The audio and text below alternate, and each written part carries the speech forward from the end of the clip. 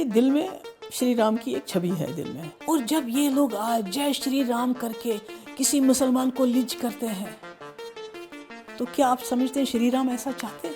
राम मंदिर के ये लोग बना रहे हैं, वो तो सुप्रीम कोर्ट ने ऑर्डर दिया। राम मंदिर का पैसा कौन दे रहा है? आप, हम जैसे लोग दे रहे हैं, सभी लोग दे रहे हैं राम मंदिर का पैसा। आपने दिया चंदा? पाकिस्तान जिंदाबाद कहने से क्या होता है? क्या उससे पाकिस्तान जिंदाबाद हो जाता है? अगर नहीं होता है तो फिर कहने की ज़रूरत क्यों पड़ी? एक पॉलिटिकल स्टेटमेंट है। अगर आप किसी को ऐसे जबरई करके कुछ भी कहने के लिए बोल रहे हो या उकसाने के लिए बोल रहे हो, तो दोनों में ही बदनीयती झलकती है ना? नहीं, बदनीयती तो अगर आप कहने की तरफ जाए तो दिन में कितनी बार हमें मुसलमानों को कहा जाता है पाकिस्तान जाओ। गवर्नमेंट ये कहती है कि टेररिज्म और ट्रेड एक साथ नहीं चल सकते। नहीं, किसका कौन सा टेररिज्म और ट्रेड, किसकी बात कर रहे हैं आप? किसके साथ ट्रेड की बात कर रहे हैं आप? फिर तो आपका वाघा बॉर्डर भी बंद होना चाहिए। यहाँ जंग लड़े बगैर ही चीन हमारा 1000 स्क्वायर किलोमीटर ज़मीन हड़प के बैठ गया है। क्या कर रहे हैं? बात करता है कोई उसकी? और जम्मू कश्मीर, वहाँ पे तो टेररिज्म है, तो अगर रूट्स खोलेंगे तो लॉ एंड ऑर्डर की सिचुएशन क्या रहेगी? आपने पता है जब मुजफ्फराबाद रास्ता खोला या रावलाकोट खोला, क्या वहाँ से एक मिलिटेंट आया कभी? अब इन्होंने इल्ज़ाम लगाया जी ड्रग्स आते थे और रास्ता बंद कर दिया। जितने ड्रग्स गुजरात के अडानी के पोर्ट पे आए हैं, उसका क्या? 2003 का साल, आपका एक इंटरव्यू छपता है इंडिया टुडे मैगजीन में। सवाल पूछा जाता है कि आप बार बार कह रही हैं कि जम्मू कश्मीर में पीस लानी है तो हिजबुल मुजाहिदीन से बात करनी होगी, जो कि एक आतंकवादी संगठन है। वो तो गवर्नमेंट ऑफ इंडिया की तरफ से पहल हुई थी और हिजबुल मुजाहिदीन के लोग थे उससे। अगर महबूबा मुफ्ती ने यही बात कह दी तो महबूबा मुफ्ती एंटी नेशनल क्यों हो जाती है? बीजेपी का ये कहना है कि महबूबा के मुख्यमंत्री रहते हुए घाटी में हालात लगातार बिगड़ रहे थे, आतंकवादी घटनाएं बढ़ रही थी, पत्थरबाजी बढ़ रही थी, आम नागरिक सुरक्षित नहीं थे। आप हीलिंग टच के नाम पर सेपरेटिस्ट को बढ़ावा दे रही थी, इसलिए उनके पास कोई राजनीतिक विकल्प नहीं बचा था आपकी सरकार से समर्थन वापस लेने के अलावा। नहीं, मुझे तो उनके समर्थन से वापस लेने से कोई एतराज़ नहीं है, ना मुझे शौक हुआ। फिर बीजेपी से समझौता क्यों किया? श्री राम ने अपने बाप का वचन निभाने के लिए 14 साल वनवास निकाला, तो मेरे लिए तो खैर ये वनवास उससे भी मुश्किल ही था। क्या आर्ग्यूमेंट हुआ महबूबा मुफ्ती और मुफ्ती मोहम्मद सईद के बीच? कि डैडी हम कैसे करेंगे, कैसे जाएंगे बीजेपी के साथ? तो उन्होंने कहा कि आप समझती नहीं हो, बेवकूफ़ हो। जो मोदी जी हैं ये एक बार का प्राइम मिनिस्टर नहीं है, ये और टर्म्स जीतेगा। शेख साहब बहुत बड़े लीडर हैं, लेकिन शेख साहब के या उनके बेटे के लीडर रहते हुए आपके पिता की लीडरशिप नहीं पनप पा रही थी। नहीं, मेरे पिता की लीडरशिप ही तो उसी में पनपी। उनको कांग्रेस क्यों छोड़नी पड़ी? रावलपिंडी और रावलपिंडी जाओ कौन बोलते थे? सेपरेटिस्ट? नहीं, सेपरेटिस्ट तो आज़ादी मांगते थे। कौन बोलता था रावलपिंडी और रावलपिंडी? नहीं, ये नेशनल कॉन्फ्रेंस का नारा था, काफ़ी सालों तक रहा उनका ये नारा। एक तो आपके साथ ये बड़ी मुश्किल हो गई है गुपकर अलायंस भी है, इंडिया ब्लॉक भी है, तो अब नेशनल कॉन्फ्रेंस के पुराने जितने दिए जख्म हैं आप लोगों को, अब उन पे आप बात कैसे करें? जब आपके परिवार का पहला जिक्र आता है आपके पिता की पॉलिटिक्स से इतर, तो डॉक्टर रूबिया सईद का जिक्र आता है। आप कहाँ थी जिस दिन उनका किडनैप हुआ? इट्स समथिंग, कभी कभी ऐसी कुछ चीज़ें होती हैं जिनको आप याद भी नहीं रखना चाहते हैं। 4 अगस्त 2019 क्या खबर दी गई आपको? नहीं, ये कुछ लग रहा था कि जिस तरह से फोर्सेस आ गए हैं, चप्पे चप्पे पे आर्मी थी, पुलिस थी, सिक्योरिटी फोर्सेस थे, लग रहा था कुछ कांड करने वाले हैं। इन्होंने इसको कॉन्स्टिट्यूशन के खिलाफ किया। जम्मू कश्मीर प्रशासन का ये कहना है कि दिक्कत उनको है जिनके पॉलिटिकल स्टेक्स खत्म हो गए हैं, आम लोगों को कोई समस्या नहीं है। अगर आप एज ए टूरिस्ट बात करेंगे कश्मीर जाके तो सब चंगा है। अपनी ज़िंदगी में जम्मू कश्मीर लद्दाख को मिल के इतना बेबस, इतना बेकस, इतनी तकलीफ में कभी नहीं देखा सौरभ जी जितना मैं आज देखती हूँ। सनातन धर्म जी खतरे में। मुझे बताइए सनातन धर्म क्या कहता है? वासुदेवा कुटुंबकम, यानी कि पूरी दुनिया एक फैमिली। क्या मानते हैं ये लोग उस चीज़ को? महबूबा मुफ्ती चुनाव लड़ेंगी लोकसभा का? एक पिता के तौर पे अलग, एक नेता के तौर पे डांट पड़ती थी, सख्त काम दिया था, मतलब कैसा था वो? मुझे I am sorry, I mean, I am still too emotional about my father. I'm sorry.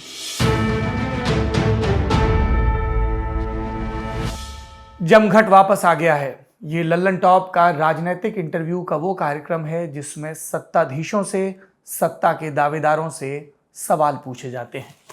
आज जमघट में हमारी मेहमान हैं पीडीपी की मुखिया और जम्मू कश्मीर की मुख्यमंत्री रही महबूबा मुफ्ती, जो पहली मर्तबा 1996 में विधायक बनी, नेता प्रतिपक्ष रहीं। इनके पिता 2 दफ़ा मुख्यमंत्री रहे, उसके पहले केंद्रीय कैबिनेट में रहे, देश के गृह मंत्री रहे। मुफ्ती मोहम्मद सईद की राजनीति के बारे में विस्तार से बात होती है। वो दौर जब उन्होंने कांग्रेस से पहले राजनीति शुरू की, बिल्कुल शुरुआती स्तर, फिर कांग्रेस वाला फेज आया, उसके बाद जनता दल वाला वापस कांग्रेस में लौटे और उसके बाद पीडीपी की स्थापना की। और अब उसी कारवां को महबूबा मुफ्ती आगे बढ़ा रही हैं। महबूबा मुफ्ती का जिक्र आते ही राजनीतिक बयानों, राजनीतिक इल्ज़ामों की बाढ़ आ जाती है। क्या महबूबा मुफ्ती प्रो पाकिस्तान हैं? क्या वो प्रो सेपरेटिस्ट हैं? उनकी हीलिंग टच वाली पॉलिटिक्स का बेस क्या है? क्या उन्हें मेनलैंड में गलत समझा गया है? क्या नेशनल कॉन्फ्रेंस के लोगों ने उनकी छवि को पॉलिटिकली खराब करने में अपने तय योगदान दिया है? और क्या अब उन्हें इस मामले में अब चुप्पी साध के रखना पड़ता है क्योंकि एक अलायंस बन गया है जिसका नाम गुपकर है? महबूबा मुफ्ती की पॉलिटिक्स क्या है? क्या उनके पिता के निधन के बाद पार्टी में बगावत लगभग तय थी? क्या आईबी में किसी ने उन्हें फ़ोन किया था और जिसके बाद मुख्यमंत्री के पद पर एक सहमति बनी थी? प्रधानमंत्री नरेंद्र मोदी से क्या आश्वासन मिला था महबूबा मुफ्ती को? जब राम माधव मुख्य वार्ताकार थे भाजपा की तरफ से, तब क्या तय हुआ था दो बड़े नेताओं के बीच में? अल्ताफ बुखारी समेत उन तमाम नेताओं के इल्ज़ामों का क्या जो महबूबा मुफ्ती का कुनबा छोड़कर चले गए हैं? उनके अपने परिवार की राजनीति का क्या? इन सब के बारे में विस्तार से बात करेंगे। जमघट में आपका बहुत बहुत स्वागत है। Thank you. शुरू से शुरू करते हैं क्योंकि बाद में तो पॉलिटिक्स ही आ जाएगी। आपकी पढ़ाई लिखाई कहाँ हुई और कब इस बात का आपको तसल्ली से एहसास हुआ कि आपके पिता सूबे के और देश के एक बड़े नेता हैं और आपकी भी जो राजनीतिक जानकारी है वो बाकियों के मुकाबले थोड़ी ज़्यादा होनी चाहिए? मेरी पढ़ाई तो स्कूल की कश्मीर में हुई है, श्रीनगर में हुई है। बीच में जम्मू में भी आना जाना होता था। विंटर में जब दरबार मुँह होता था तो जम्मू के स्कूल में भी जाते थे, पर ज़्यादातर कश्मीर में। पर मेरा कॉलेज जम्मू में रहा है और जम्मू में मेरा बहुत ही खूबसूरत एक्सपीरियंस रहा है। जम्मू में जब मैंने कॉलेज ज्वाइन किया, मेरा कुछ डबल प्रमोशन का चक्कर था, इसलिए जम्मू में कॉलेज ज्वाइन करना पड़ा। Double promotion in the sense कि मैंने विंटर में श्रीनगर में मैट्रिक का एग्ज़ाम दे दिया, 9th का एग्ज़ाम दे दिया, 10th में आ गई। उसके बाद जम्मू में मई में 10th का एग्ज़ाम दे दिया। तो जो हमारा सेशन होता है कश्मीर में वो मार्च में शुरू हो जाता है। तो जम्मू में एज़ यूजुअल पूरी कंट्री के साथ वो मई और समथिंग ऐसे जून में शुरू हो जाता है। इसलिए वो बीच में मैंने जम्मू में कॉलेज ज्वाइन किया और हॉस्टल में चली गई। तो जब मैं हॉस्टल में थी तो एक बार मुझे हॉस्टल में, आपको पता है, किसी घुटन सी होती है, आपको बाहर नहीं निकलने दिया जाता है, आपको खिड़की से ज़्यादा झांकने नहीं दिया जाता है क्योंकि वो एज ऐसी होती है झांकी बहुत। कौन से साल की बात है? इट वाज 78 79 कुछ ऐसा ही था। तो फिर मैंने एक दिन अपने डैडी को फ़ोन किया। मैंने कहा, डैडी अगर आप मुझे इस हॉस्टल से नहीं लेके जाते हैं तो मैं छलांग लगा दूँगी खिड़की से यहाँ से।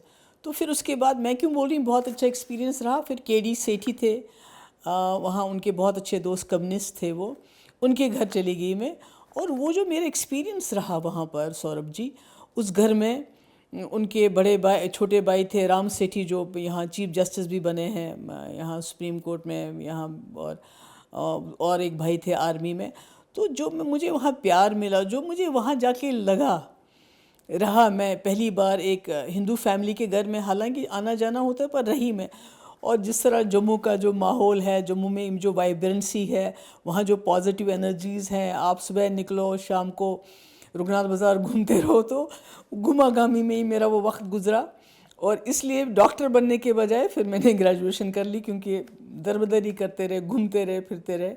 तो ये जम्मू में मेरा कॉलेज के पहले डॉक्टर बनने का इरादा था? डॉक्टर बनने का मेरे पेरेंट्स चाहते थे मैं डॉक्टर बनूं, पर जम्मू में ऐसा माहौल था, ऐसा वो कोई माँ बाप तो थे नहीं पास में, तो वहाँ अंकल के यहाँ रहती थी, सरी साहब के यहाँ, तो जो दिल करता था करती थी। ज़्यादा बाज़ार में तफरी काटती रहती थी? तो बाज़ार में जाना, फ्रेंड्स के साथ फिल्में देखना और अजीब अजीब हरकतें करना। कभी रात को लड़के बन के मार्केट में चले जाना, पैंट पहन के, टोपी पहन के घूमना, और मतलब सब आवारागर्दी। आपके वोटर्स में कई लोग बहुत शौक हो जाएंगे महबूबा मुफ्ती का ये अवतार सुन के। जी बहुत बहुत बहुत। और फिर ये अच्छा लगता था कि वैष्णो देवी कई बार मैं गई, और उन दिनों बहुत पैदल चलना पड़ता था, पूरी वो सीढ़ियाँ वगैरह, और वहाँ जाके जो मज़ा आता था, वहाँ राजमा चावल खाना दर्शन के बाद, वहाँ ठंडे ठंडे पानी से नहाना। और फिर मैं जब वापस आती थी, जो हमारी सेठी साहब की मिसेस थी, आंटी,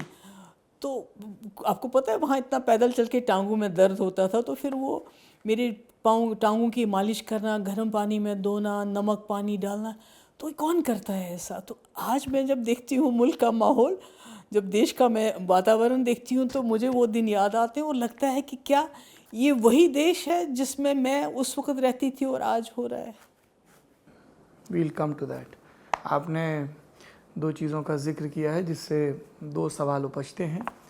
आप डॉक्टर बनना चाहती थी, आपकी बहन डॉक्टर बनी। डॉक्टर रूबिया के बारे में बताइए। मेरी दो बहनें डॉक्टर बनी जी। एक तो अमेरिका में डॉक्टर महमूदा, एक रूबिया है। वो कहाँ पे हैं? रूबिया इस वक्त चेन्नई में है, चेन्नई में। उनकी शादी वहीं हुई है। जब आपके परिवार का पहला जिक्र आता है आपके पिता की पॉलिटिक्स से इतर, तो डॉक्टर रूबिया सईद का जिक्र आता है। आप कहाँ थी जिस दिन उनका किडनैप हुआ? मैं तो दिल्ली में थी। सब रूबिया की किडनैपिंग की बात करते हैं, पर ये कोई नहीं जानता है कि एक होम मिनिस्टर की बेटी एक ऑर्डिनरी बस में ट्रैवल कर रही थी।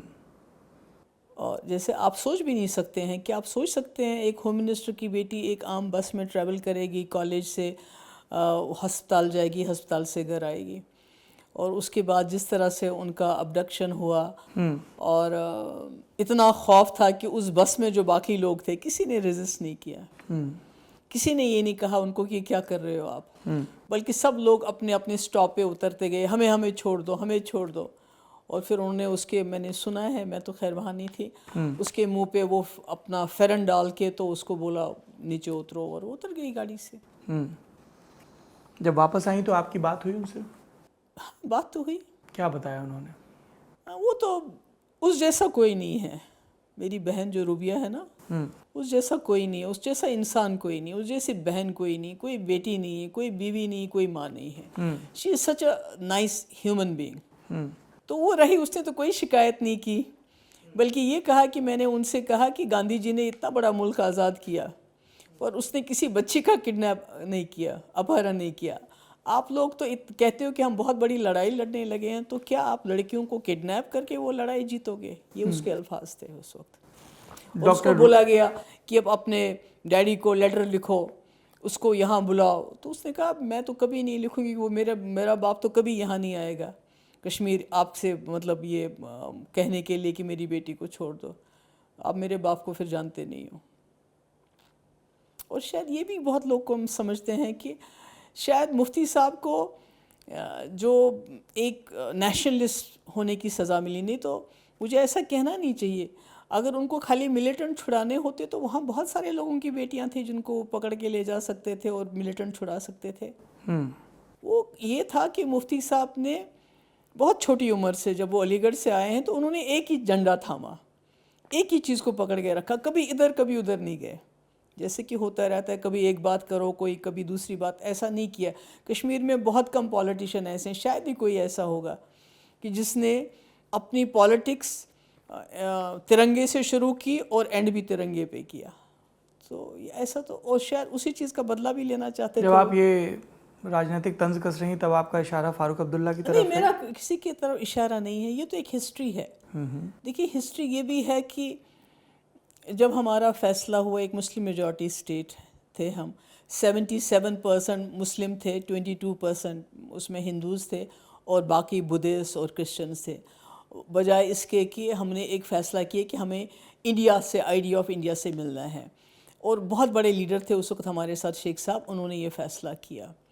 पर कुछ देर के बाद ऐसे हालात हो गए, शेख साहब को वो अपना फ़ैसला बदलना पड़ा। उन्होंने ये कहा कि नहीं, अब हम नहीं रहना चाहते इंडिया के साथ। उसकी एक बड़ी हिस्ट्री है। अगर आप मुझे कहेंगे कि अगर कश्मीर में जो हालात ख़राब हो गए, मामलात हो गए, क्यों शेख साहब ने अपना फ़ैसला बदला और फिर बदला, 22 साल तक जेल में रहे, तो मैं कहूँगी उसकी सबसे बड़ी जो बुनियादी वजह है, वो आज जो बीजेपी की जो इनकी जननी है, हिंदू महासभा, जिन्होंने जो ही कश्मीर के अभी कागज़ पे इंक स्याही भी सूखी नहीं थी, हमारा एक सेशन हुआ था, एक स्पेशल स्टेटस मिला था, तो उन्होंने शुरू करना कि ये क्या मतलब होता है, इनको अलग आपने विधान दिया, अलग इनको प्रदान दिया, अलग इनको झंडा दे, ये नहीं चलेगा। वो ये भूल गए कि एक Muslim majority state, only one Muslim majority state. Pakistan में तो हम मेजॉरिटी में होते, यहाँ हम माइनॉरिटी में आ गए। पर उसके बाद भी एक गांधी के देश का एक ऐसा था, एक अट्रैक्शन थी कि यहाँ हम सब हमको संभाल के रखेंगे।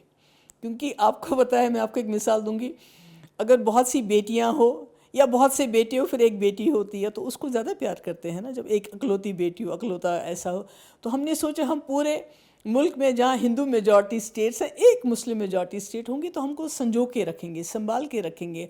जो जवाहरलाल नेहरू ने कहा भी था कि जम्मू कश्मीर को मैं एक शो विंडो, यानी जब आप मार्केट जाते हैं तो आप बाज़ार के बाहर देखते हैं एक शो विंडो सजाई होती है, उसको देखिए आपका दिल इतना बहल जाता है कि आप अंदर जाना चाहते हैं। तो ये सोच के हमने तो उसी के पीछे पड़ गई महासभा, हिंदू महासभा, जिसकी वजह से जवाहरलाल नेहरू भी प्रेशर में आ गए। शेख साहब को उन्होंने अरेस्ट किया और उसके बाद तबाही तबाही हो गई। क्या महबूबा मुफ्ती ये कह रही हैं कि जवाहरलाल नेहरू ने हिंदू महासभा के दबाव में वो फैसला लिया था? नहीं, उस वक्त माहौल ही उन्होंने ऐसा बिगाड़ दिया। जवाहरलाल नेहरू का क्या कहना, अगर मैं अभी भी कहती हूँ कि अगर जवाहरलाल नेहरू नहीं होते तो शायद जम्मू कश्मीर को मुल्क के साथ मिलाना इतना आसान नहीं होता। वो उनकी ज़ाती कोशिशें थी। मगर आपको पता है कि जब ये जो हिंदू इस किस्म की ताकतें और मुसलमान ताकतें, आपको मालूम होगा सौरभ जी, आप इतना वो करते हैं, रिसर्च करते हैं, कि आज़ादी से पहले अंग्रेज़ों ने हिंदू महासभा और मुस्लिम लीग को, दोनों को इन्होंने तैयार किया कि वो बोलते लगे हमें मुस्लिम स्टेट चाहिए, मुस्लिम मुल्क चाहिए, ये बोले हमें हिंदू चाहिए। फ़र्क कुछ भी नहीं था इनका आपस में। हालांकि एक दूसरे को बोलते हैं हम नफ़रत करते हैं, पर इन्होंने सरकारें भी बनाई इकट्ठे मिलके, हिंदू महासभा और मुस्लिम लीग, जो जिन्ना साहब थे, एक तो फ्रंटियर प्रोविंस में बनाई, सिंध में बनाई, और इन्हीं की पॉलिसी थी कि हमें एक हिंदू मुल्क बनाना है, वो बोलते थे हमें मुसलमान मुल्क बनाना है। तो अगर आप देखेंगे कि जवाहरलाल नेहरू ने जिस हालात में मुल्क को संभाला, इतना प्रेशर उनने बर्दाश्त किया हिंदू महासभा का, और फिर सेकुलर मुल्क की बुनियाद रखी गांधी जी, वल्लभ भाई पटेल, शेख अब्दुल्ला को जेल में भी डाला।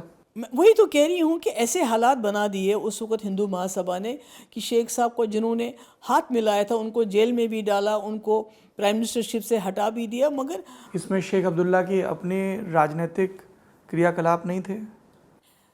मेरा ये मानना है कि जब उन्होंने हाथ मिलाया इस मुल्क के साथ, उसके बाद जब हिंदू महासभा की आवाज़ें आने लगी तो कहीं ना कहीं शेख साहब को भी दिल में, politically Hindu Mahasabha was not strong enough नहीं, to but they pressure Pandit Nehru in 50s और 60s। दे स्टार्टेड इट कि एक उस वक्त तो आपको पता है कि मुसलमान हिंदू एक दूसरे को मार रहे थे, काट रहे थे, मुल्क का क्या माहौल था, कितनी आग लगी थी, जैसी आग आज पार्टीशन की बात कर रहे हैं। हाँ, आज लगाने की कोशिश कर रहे हैं, जो आज आग लगाने की दोबारा से कोशिश कर रहे हैं, फिर से हमें वापस लेके जा रहे हैं, हिंदू मुस्लिम कर रहे हैं।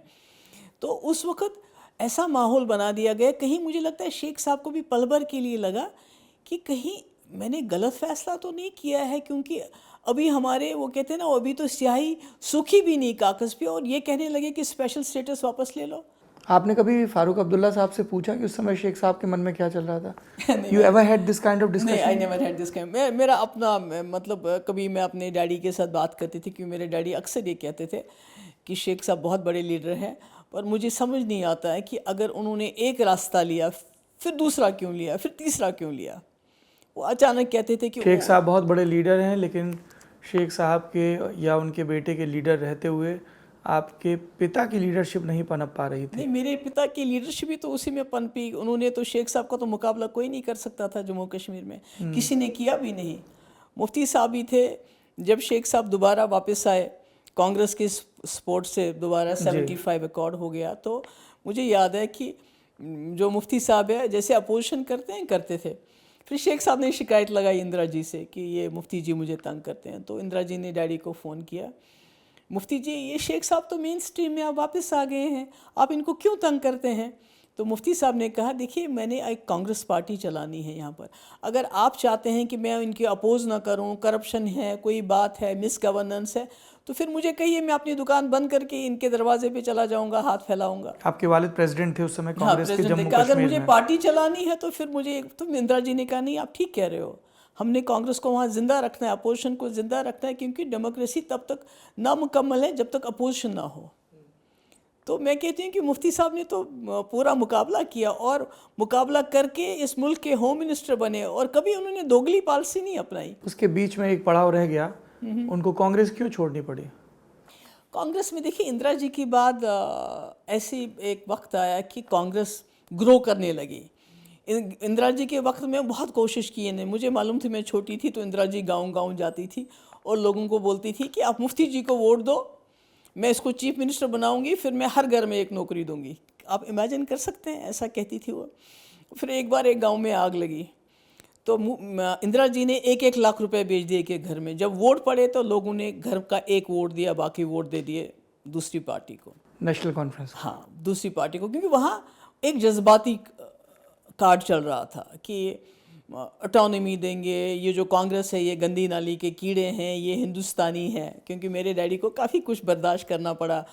क्या कहा जाता था आपके पिता को? ये कि ये कांग्रेसी है, हिंदुस्तानी है, ये गंदी नाली के कीड़े हैं, ये कश्मीरी जम्मू कश्मीर के लोगों के ख़िलाफ़ है, मुसलमानों के ख़िलाफ़ है। ये एक प्रोपागंडा चलता था। कौन चलाता था?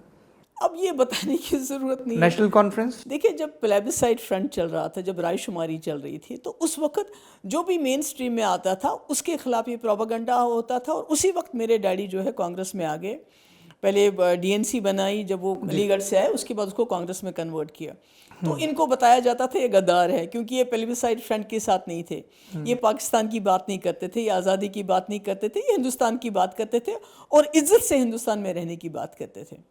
तो फिर जब राजीव जी आए तो कांग्रेस पनपने लगी आहिस्ता आहिस्ता, करप्शन के ख़िलाफ़ निकले, मिस गवर्नेंस के ख़िलाफ़ निकले। हमारे 4-5 लड़के शहीद हो गए गोलियों के, फारूक साहब के टाइम में करप्शन के ख़िलाफ़ जब निकले। तो कहीं ना कहीं नेशनल कॉन्फ्रेंस को, फारूक साहब को लगा कि कांग्रेस एक अपोजिशन बन के पहली बार लोग इसको एक्सेप्ट कर रहे हैं। तो उन्होंने राजीव गांधी के साथ अकॉर्ड कर दिया। मुफ्ती साहब को वो अच्छा नहीं लगा, उन्होंने कहा एक पार्टी मैंने इतने सालों बनाई, आपने उसको नेशनल कॉन्फ्रेंस की जोली में डाल दिया, गोद में डाल दिया, आपने क्या कर दिया। एक या इख्तिलाफ हो गए। उसके बाद जब 87 के इलेक्शन हुए, जिसमें मफ के साथ जो भी आपको मालूम है क्या हुआ, किस तरह सईद सलाउद्दीन जिसको आप बोलते हैं, उसका मोहम्मद यूसुफ शाह नाम था, वो जीत रहा था। तो जीतने के बाद उसका ऐलान नहीं किया, किसी और के नेशनल कॉन्फ्रेंस के कैंडिडेट का ऐलान किया। तो मुफ्ती साहब इसके खिलाफ थे, वो नहीं चाहते थे। तब तक मुफ्ती साहब कांग्रेस में थे? हाँ, बिल्कुल कांग्रेस में थे।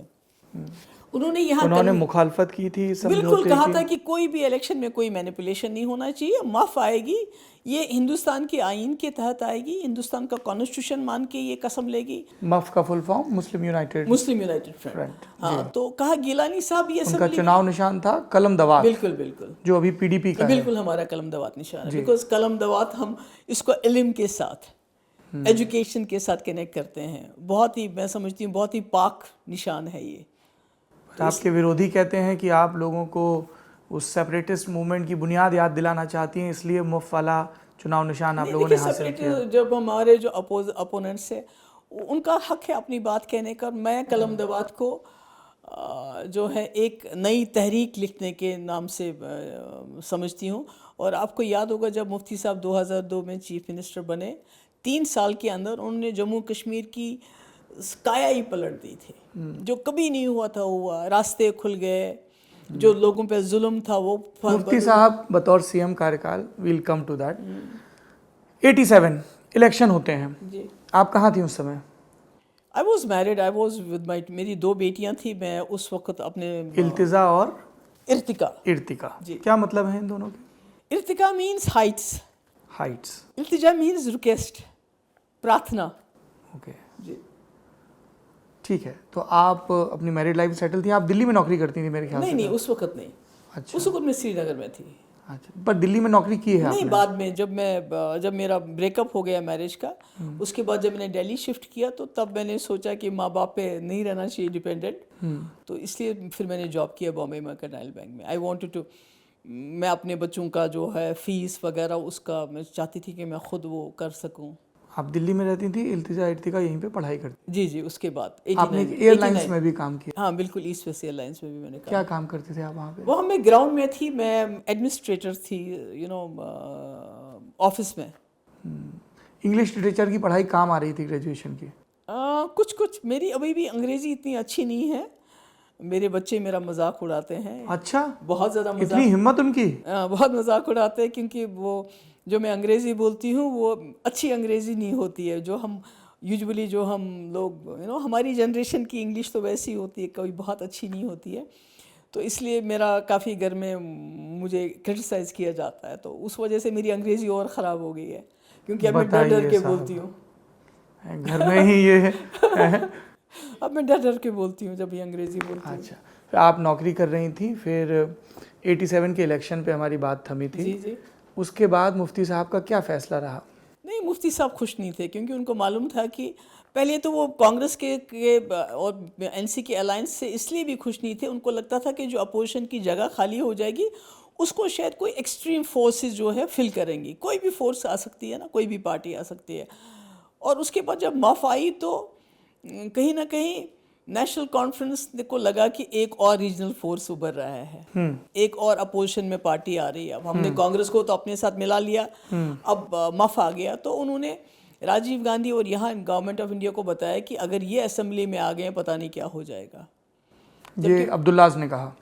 मतलब कि नेशनल कॉन्फ्रेंस ने कहा। I don't want to go into that, किसने कहा क्या कहा। महबूबा जी, मैं इंटरव्यू का मकसद ये है कि दर्शकों को जो देखिए, जम्मू जो कश्मीर में भी बैठे हैं, पूरे देश में हैं, दुनिया में हैं, उनको साफ साफ पता नहीं, चले। देखिए, लल्लन टॉप बहुत खुल के बात करता है। बेसिकली मैं वहाँ नहीं थी।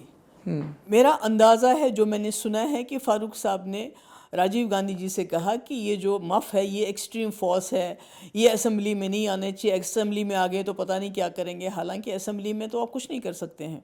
असेंबली में आप आइन की कसम खा के आते हैं, जम्मू कश्मीर के आइन की और मुल्क के आइन की। और मुफ्ती साहब ने कहा, गीलानी साहब भी असेंबली में थे, कई साल थे, तो उन्होंने तो कोई ऐसी हरकत नहीं कर सके, वो जो हम जिसको हम एंटी नेशनल कहें। इस पे इख्तिलाफ हो गया। उसके बाद आपने कहा कि विधानसभा में कुछ भी नहीं कह सकते। मेरे सामने सुप्रीम कोर्ट में 370 पे सुनवाई चल रही है। मोहम्मद अकबर लोन का माफ़ीनामा है, क्योंकि वो उसी असेंबली में पाकिस्तान जिंदाबाद के नारे लगा रहे थे। तो शपथ के बाद भी असेंबली में बहुत कुछ कहा जा सकता है। नहीं, कहने को तो, पर उससे क्या होता है। वो तो मोहम्मद जो अकबर लोन तो नेशनल कॉन्फ्रेंस के हैं, वो तो मफ से नहीं थे। इसका मतलब तो ये है ना कि it depends upon your ideology. और पाकिस्तान जिंदाबाद कहने से क्या होता है? क्या उससे पाकिस्तान जिंदाबाद हो जाता है? अगर नहीं होता है तो फिर कहने की ज़रूरत क्यों पड़ी? एक पॉलिटिकल स्टेटमेंट है। जब जम्मू कश्मीर जैसे राज्य में ये कहा जाता है पाकिस्तान जिंदाबाद, या अर्ली 80s में वहाँ पर क्रिकेट टीम का मैच होता है और तब नारे लगते हैं, तो आप you are making a political statement. अगर आप किसी को ऐसे जबरई करके कुछ भी कहने के लिए बोल रहे हो या उकसाने के लिए बोल रहे हो, तो दोनों में ही बदनीयती झलकती है ना? नहीं, बदनीयती तो अगर आप कहने की तरफ जाए तो दिन में कितनी बार हमें मुसलमानों को कहा जाता है पाकिस्तान जाओ, और वो गलत है। मैं कहती उसका क्या मतलब हुआ? पर उसको तो पर वो गलत है ना। मैं कहती उसको तो जेल में नहीं डालते हैं ना। अब ये तो एक कल्चर बन गया ना, आप क्या करोगे इसमें? नहीं, पर जो भी समाज को आपने लीड कहा- कर रहे हैं वो तो इसको कॉल आउट करेंगे नहीं, ना। मैंने कहा ना, आपने कहा मफ। जी, मफ ने तो ऐसा कुछ नहीं किया था, उसको पाकिस्तान की बात नहीं कर रहे थे, वो तो हिंदुस्तान के आइन की बात कर रहे थे। अगर अकबर लोन साहब ने पाकिस्तान जिंदाबाद करने की बात कही, वो तो उनसे पूछा जा सकता है ना, आपने ऐसा क्यों कहा? आपने अगर असेंबली में आपने हिंदुस्तान की आइन की कसम खाई है, जम्मू कश्मीर की आइन की कसम खाई है, तो फिर आपने ऐसा क्यों कहा? बिल्कुल। तो अंदाज़ा लगाना अगर मफ आएगी फिर पता नहीं क्या करेंगे, जिसकी वजह से आज आपने देखा कि हज़ारों की तादाद में जम्मू कश्मीर के लोग, हमारे मुल्क के जवान शहीद हुए हैं। वजह क्या हुई? यासीन मलिक आज जो जेल में है, वो यूसुफ शाह का चीफ एजेंट था। जो सईद सलाउद्दीन, वो कैंडिडेट थे। ऐसे कई कैंडिडेट थे जो बाद में पाकिस्तान चल के ट्रेनिंग लगे, बंदूक लेके आ गए। तो खून तो हमारा ही बहाना। अभी आपने देखा कुकरनाग में क्या हुआ। आपने क्या हुआ? कितने हमारे कर्नल, कितना हमारे मेजर, हमारा जो सब ये डीएसपी भट्ट, ये तो चल रहा है ना। 87 तो एक बनी ना, एक बुनियाद। मैं नहीं कहती खाली 87 ही मसले का पर एक बड़ा टिपिंग पॉइंट था 87 के इलेक्शन की रिगिंग पॉइंट था, बिल्कुल था। तो इसके खिलाफ मुफ्ती साहब थे। उसके बाद मीरठ राजीव गांधी ने मुफ्ती के पिता मुफ्ती मोहम्मद सईद को 1987 के इलेक्शन के दौरान क्या कहा था? What was the political communication? नहीं वो तो मुझे तो मैं तो उस वक्त पॉलिटिक्स में थी नहीं, मुझे ज़्यादा बाद के दिनों में आपने जरूर पूछा होगा, नहीं मैंने कुछ ज़्यादा क्यूरियस माइंड, कि पापा क्या हुआ था नहीं 87 नहीं में। बस ये था उनका कि वो डिसअपॉइंट हो गए थे कि जिस तरह इंदिरा जी के टाइम में उनको खुली थी कांग्रेस को बनाना है, इसको बड़ा करना है, इसको एज ऑल्टरनेटिव लाना है, मगर जब राजीव फारूक अकॉर्ड हो गया बहुत डिसअपॉइंट हो गए, दिल बर्दाश्त हो गया, दिल उनका ख़राब हो गया, क्योंकि उन्होंने सौरभ जी खून दिया था इस पार्टी को। कांग्रेस को कश्मीर में खड़ा करना कोई आसान बात नहीं है, कांग्रेस का झंडा कश्मीर में गाड़ना कोई आसान बात नहीं थी। आज तो शायद आसान लगता होगा, मगर उनको सोशल बाइकआउट, मतलब कि आपका जो है आपके वो कहते हैं ना हुक्का पानी बंद कर देना, ऐसे भी हालात हुए जब शुरू में उन्होंने कांग्रेस ज्वाइन की। तो उसके बाद आप नेशनल कॉन्फ्रेंस से हाथ मिला के कांग्रेस को एक हिसाब से ख़त्म ही कर देते हो, तो ये उनके दिल को ये बात बहुत चुभी। उसके बाद मेरठ में राइट्स हो गए, आपको याद होगा जी, सुना भी होगा, तो मुफ्ती साहब को वहाँ भेज दिया राजीव जी ने कि आप जाके वहाँ देखो। जब वो वहाँ से आए तो रिपोर्ट दी, उस पर कोई अमल नहीं हुआ। तो ये कई चीज़ें मिलजुल के बनी कि मुफ्ती साहब उस वक्त मिनिस्टर थे, कौन छोड़ता है मिनिस्ट्री, टूरिज़म मिनिस्टर थे, उन्होंने मिनिस्ट्री छोड़ दी और फिर कांग्रेस भी छोड़ दी। अरुण नेहरू के साथ चले गए, अरुण नेहरू, वीपी सिंह, ये जितने भी लोग थे, आरिफ खान, आरिफ मोहम्मद खान। और फिर 1989 में उनका मकसद पूरा हुआ, राजीव गांधी को सत्ता गंवानी पड़ी। नहीं मुफ्ती साहब का कभी मकसद नहीं था, किसी के ख़िलाफ़ कभी मकसद नहीं रहा। मुफ्ती साहब के दिल में इस फैमिली के लिए, क्योंकि इंदिरा जी उनको ट्रीट करती थी एज अ सन, बेटे की तरह देखा था, तो ये फैमिली के बहुत दिल में एक गोशा है, अभी भी है, एक सॉफ्टनेस है मुफ्ती साहब। मगर उनको लगता था कि राजीव गांधी को, बाद में तो एहसास हो गया था, जो मुझे डैडी कहते थे कि इनको लगा कि हमने गलती की, कि हमने जो ज्वाइन किया हमने एक जगह खुली छोड़ दी, उसकी वजह से वहाँ तबाही हुई। मगर जो आप कहते हैं कि उनको राजीव गांधी को हटा के मुफ्ती साहब को कोई चैन मिला, ऐसा वो किसी के ख़िलाफ़ नहीं होते थे मुफ्ती साहब।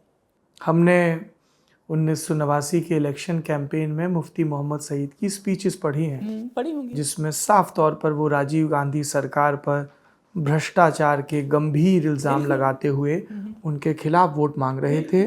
और इफ़ आई रिमेंबर करेक्टली, तब ये वही इलेक्शन था लोकसभा का जिसमें मुफ्ती मोहम्मद साहब उत्तर प्रदेश के मुजफ्फरनगर से लोकसभा का चुनाव लड़ते हैं और जीतते हैं। जब आप सरकार के ख़िलाफ़ बात करते हैं, आप किसी व्यक्ति के ख़िलाफ़ बात नहीं करते हैं। आप जब करप्शन की बात करते हैं, एक गवर्नमेंट के ख़िलाफ़ बात करते हैं। आज हम बात अगर करेंगे, अगर आज बात होती है करप्शन की, तो वो आप प्राइम मिनिस्टर के ख़िलाफ़ नहीं बात करते हैं, आप या मोदी जी के ख़िलाफ़ नहीं बात करते हैं, आप जनरल बात करते हैं। जो भी इस वक्त जो होता है, जो भी मतलब स्कैंडल्स हैं, गपले हैं या बाकी चीज़ें। Blame the captain of the ship. It's not about blame the captain, मतलब इट्स नॉट अगेंस्ट हिम, ये पर्सनल कुछ नहीं होता है इसमें। It was purely political. It was purely political, या। उसके बाद आता है 8 दिसंबर, जहाँ से ये पूरी बात शुरू हुई थी। शाम को 6 बजे फ़ोन आता है अखबार के दफ्तर में कि हमने होम मिनिस्टर मुफ्ती मोहम्मद सईद की बेटी का किडनैप कर लिया है। आपने बताया कि रूबिया जी कितनी बहादुर हैं, कोई भी जो हॉस्टेज सिचुएशन में रहे, to come out of that trauma and start afresh. उन्होंने बताया कि वो कौन लोग थे जिन्होंने उनका किडनैप किया? नहीं, वो तो ज़्यादातर तो मेरे ख्याल में वो मुंह पे कपड़ा लगा के सामने आते होंगे ना। और जब आपका कोई अपना इस ट्रॉमा में रहा हो, तो आप उसके बारे में ज़रा डिस्कस नहीं करना चाहते हैं ना। इट वाज अ क्राइम जिसमें बाद में गवाही देनी होती है। बिल्कुल किसने बिल्कुल किया? देना दी ताकि जस्टिस हो। जी, जितना हो सकता था उसने दे दी गवाही, पर ये इतना ट्रॉमा है, आप इसको याद नहीं करना चाहते हैं ना। क्या यासीन मलिक JKLF के उन आतंकवादियों में शामिल थे जिन्होंने डॉक्टर रूबिया सईद तो रूबिया जी दे सकती है ना। I don't want to get into it. वो whenever there is discussion about the politics of Mufti family, तब बार बार इस एक प्रसंग का जिक्र आता है, बार बार इस पर बात होती है कि कैसे आरिफ मोहम्मद खान को और कुछ दूसरे नेताओं को यहाँ भेजा गया। लंदन से फारूक अब्दुल्ला लौटे, दोनों के अलग अलग मत थे। 3 टीमें बनाई गई नेगोशिएशन के लिए। शुरुआत में कुछ और मांग थी, बाद में 5 पर रिलीज़ किया गया।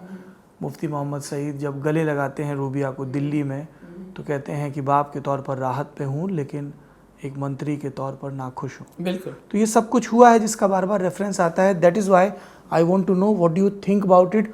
हुआ क्या था उस समय? आप परिवार से हैं, आपको सबसे ज़्यादा पता होगा, देश जानना नहीं, चाहेगा। मैंने बताया ना आपको कि कैसे बस से उसको उतारा गया। जी। उसके बाद कई ठिकानों पे मेरे ख्याल में वो आंखों पे पट्टी लगा के एक घर से दूसरे घर ले जाते थे। वो तो बाद में भी आया, उसकी रिपोर्ट भी आ गई। और मतलब कि इट्स समथिंग, कभी कभी ऐसी कुछ चीज़ें होती हैं जिनको आप याद भी नहीं रखना चाहते हैं। You don't want to remember what Ashfaq Wani and Yasin Malik did to your family? नहीं, मैं कहती अब इसकी नीटी ग्रिटीज़ में जाके फिर वो ज़ख्म फिर से हरा हो जाता है ना। अब उसके बारे में बात करते हो, फिर रूबिया इसको देखेगी, उसको वो भी इसको वॉच करेगी, फिर उसको भी वो सारी बातें सामने आएंगी। कोई चीज़ जो इतनी अनप्लेजेंट हो, एक बहुत बुरे सपने की तरह हो, उसको आप भूलना चाहते हैं ना। एक लड़की है, 20-21 साल की एक बच्ची है, उसको बस से उतार के ले जाते हो, 5-7 दिन उसको एक घर से दूसरे हर जगह वक्त उसको डर रहता है, पता नहीं मेरे साथ अगले बार क्या होने वाला है, पता नहीं क्या होने वाला है। कोई एकदम से पिस्टल निकालता है कि मैं इसको मार दूंगा, ये इसको बोलो बाप को खत लिखे, थिंग्स जो बाद में सुनते थे हम, तो उससे तो एक ट्रॉमा हो जाता है ना। और उसके बाद पूरी ज़िंदगी भर आपको एक इंसिडेंट इसके साथ रिलेट किया जाता है आपको, तो आप इसको भूलना चाहते हैं ना सारी। Yes, I'll be honest with you. That's the only reference point we have of Dr. Rubia Saeed. Lalded college से MBBS कर रही हैं, इंटर्नशिप कर रही हैं, 8 दिसंबर को निकलती हैं, 13 दिसंबर की शाम को रिलीज़ होती हैं। उनके बीच के 5 दिन ट्रॉमा, निगोसिएशन, आतंकवादियों को छोड़ने की पूरी कवायद, जिनमें से बाद में कुछ एनकाउंटर में मारे गए, बाद में जो कुछ और बड़े टेररिस्ट प्लॉट में शामिल रहे, इसलिए वो रेफरेंस पॉइंट बार बार आता है।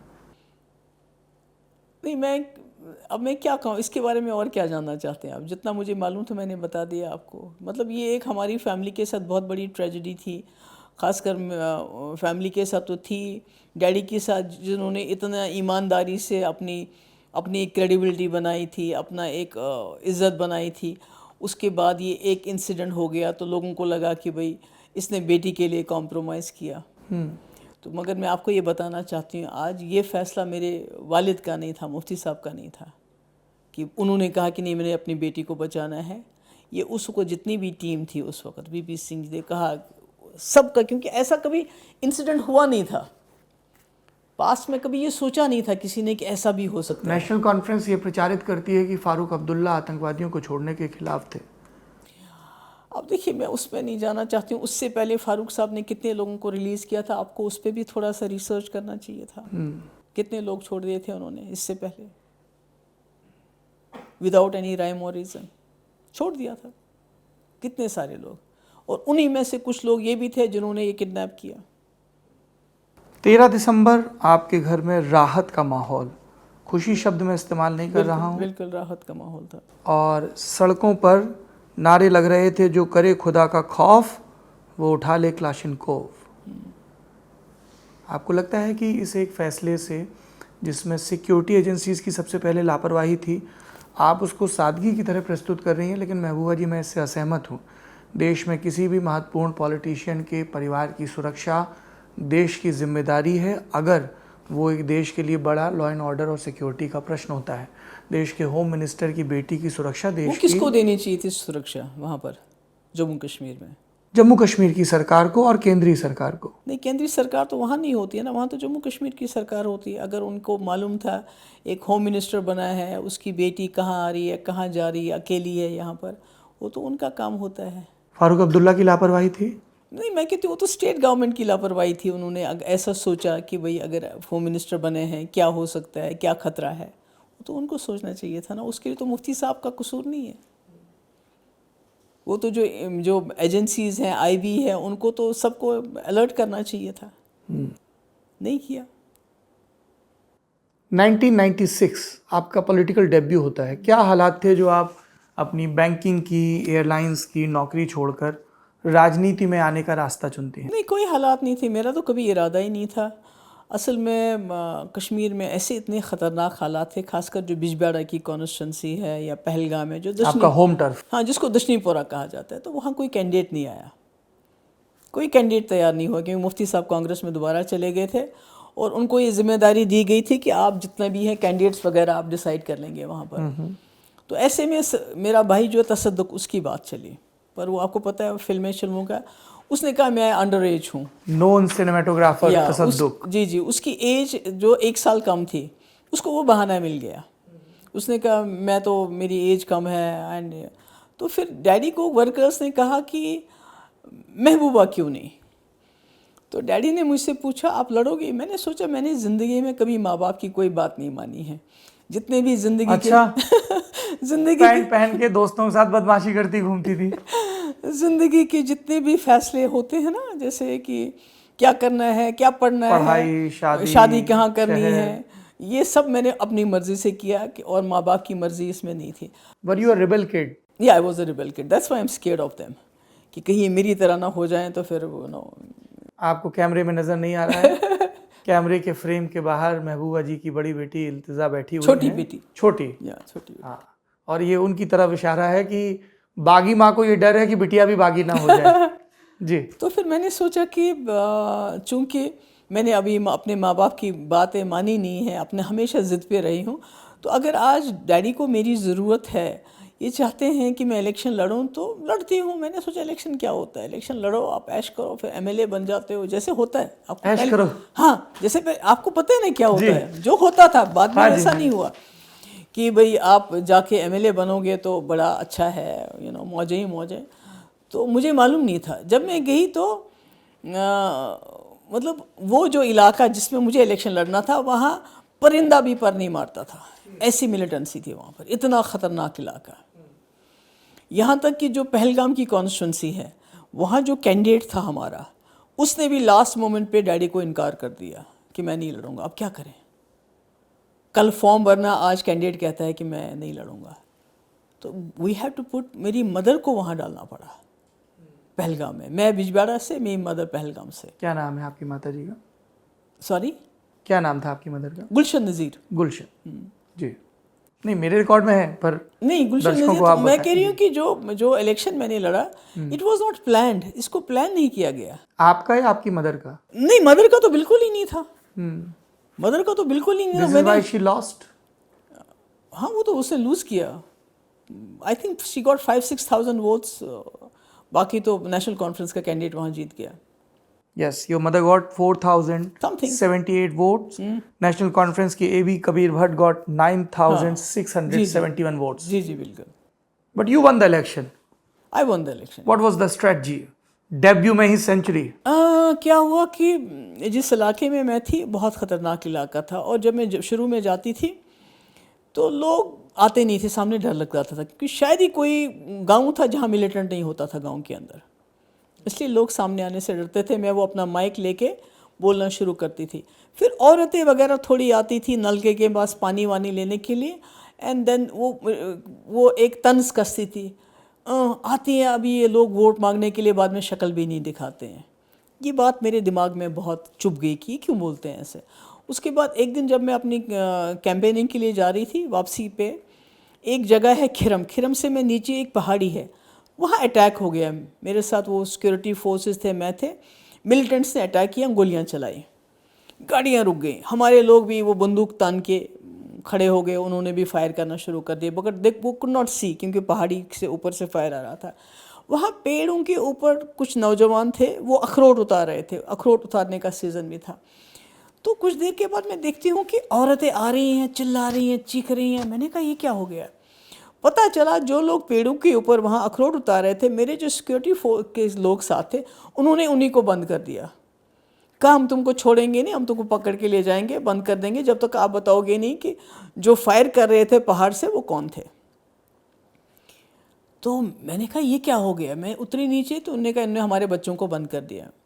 तो सिक्योरिटी के लोग थे, मैंने उनको बोला देखो भैया, मैं यहाँ से हिलूँगी नहीं, अगर आपने इन लोगों को छोड़ा नहीं, मैं घर नहीं जाऊँगी, मैं यहीं रहूँगी, आपको भी बेशक इधर रहना है, क्योंकि इनका क्या कसूर है।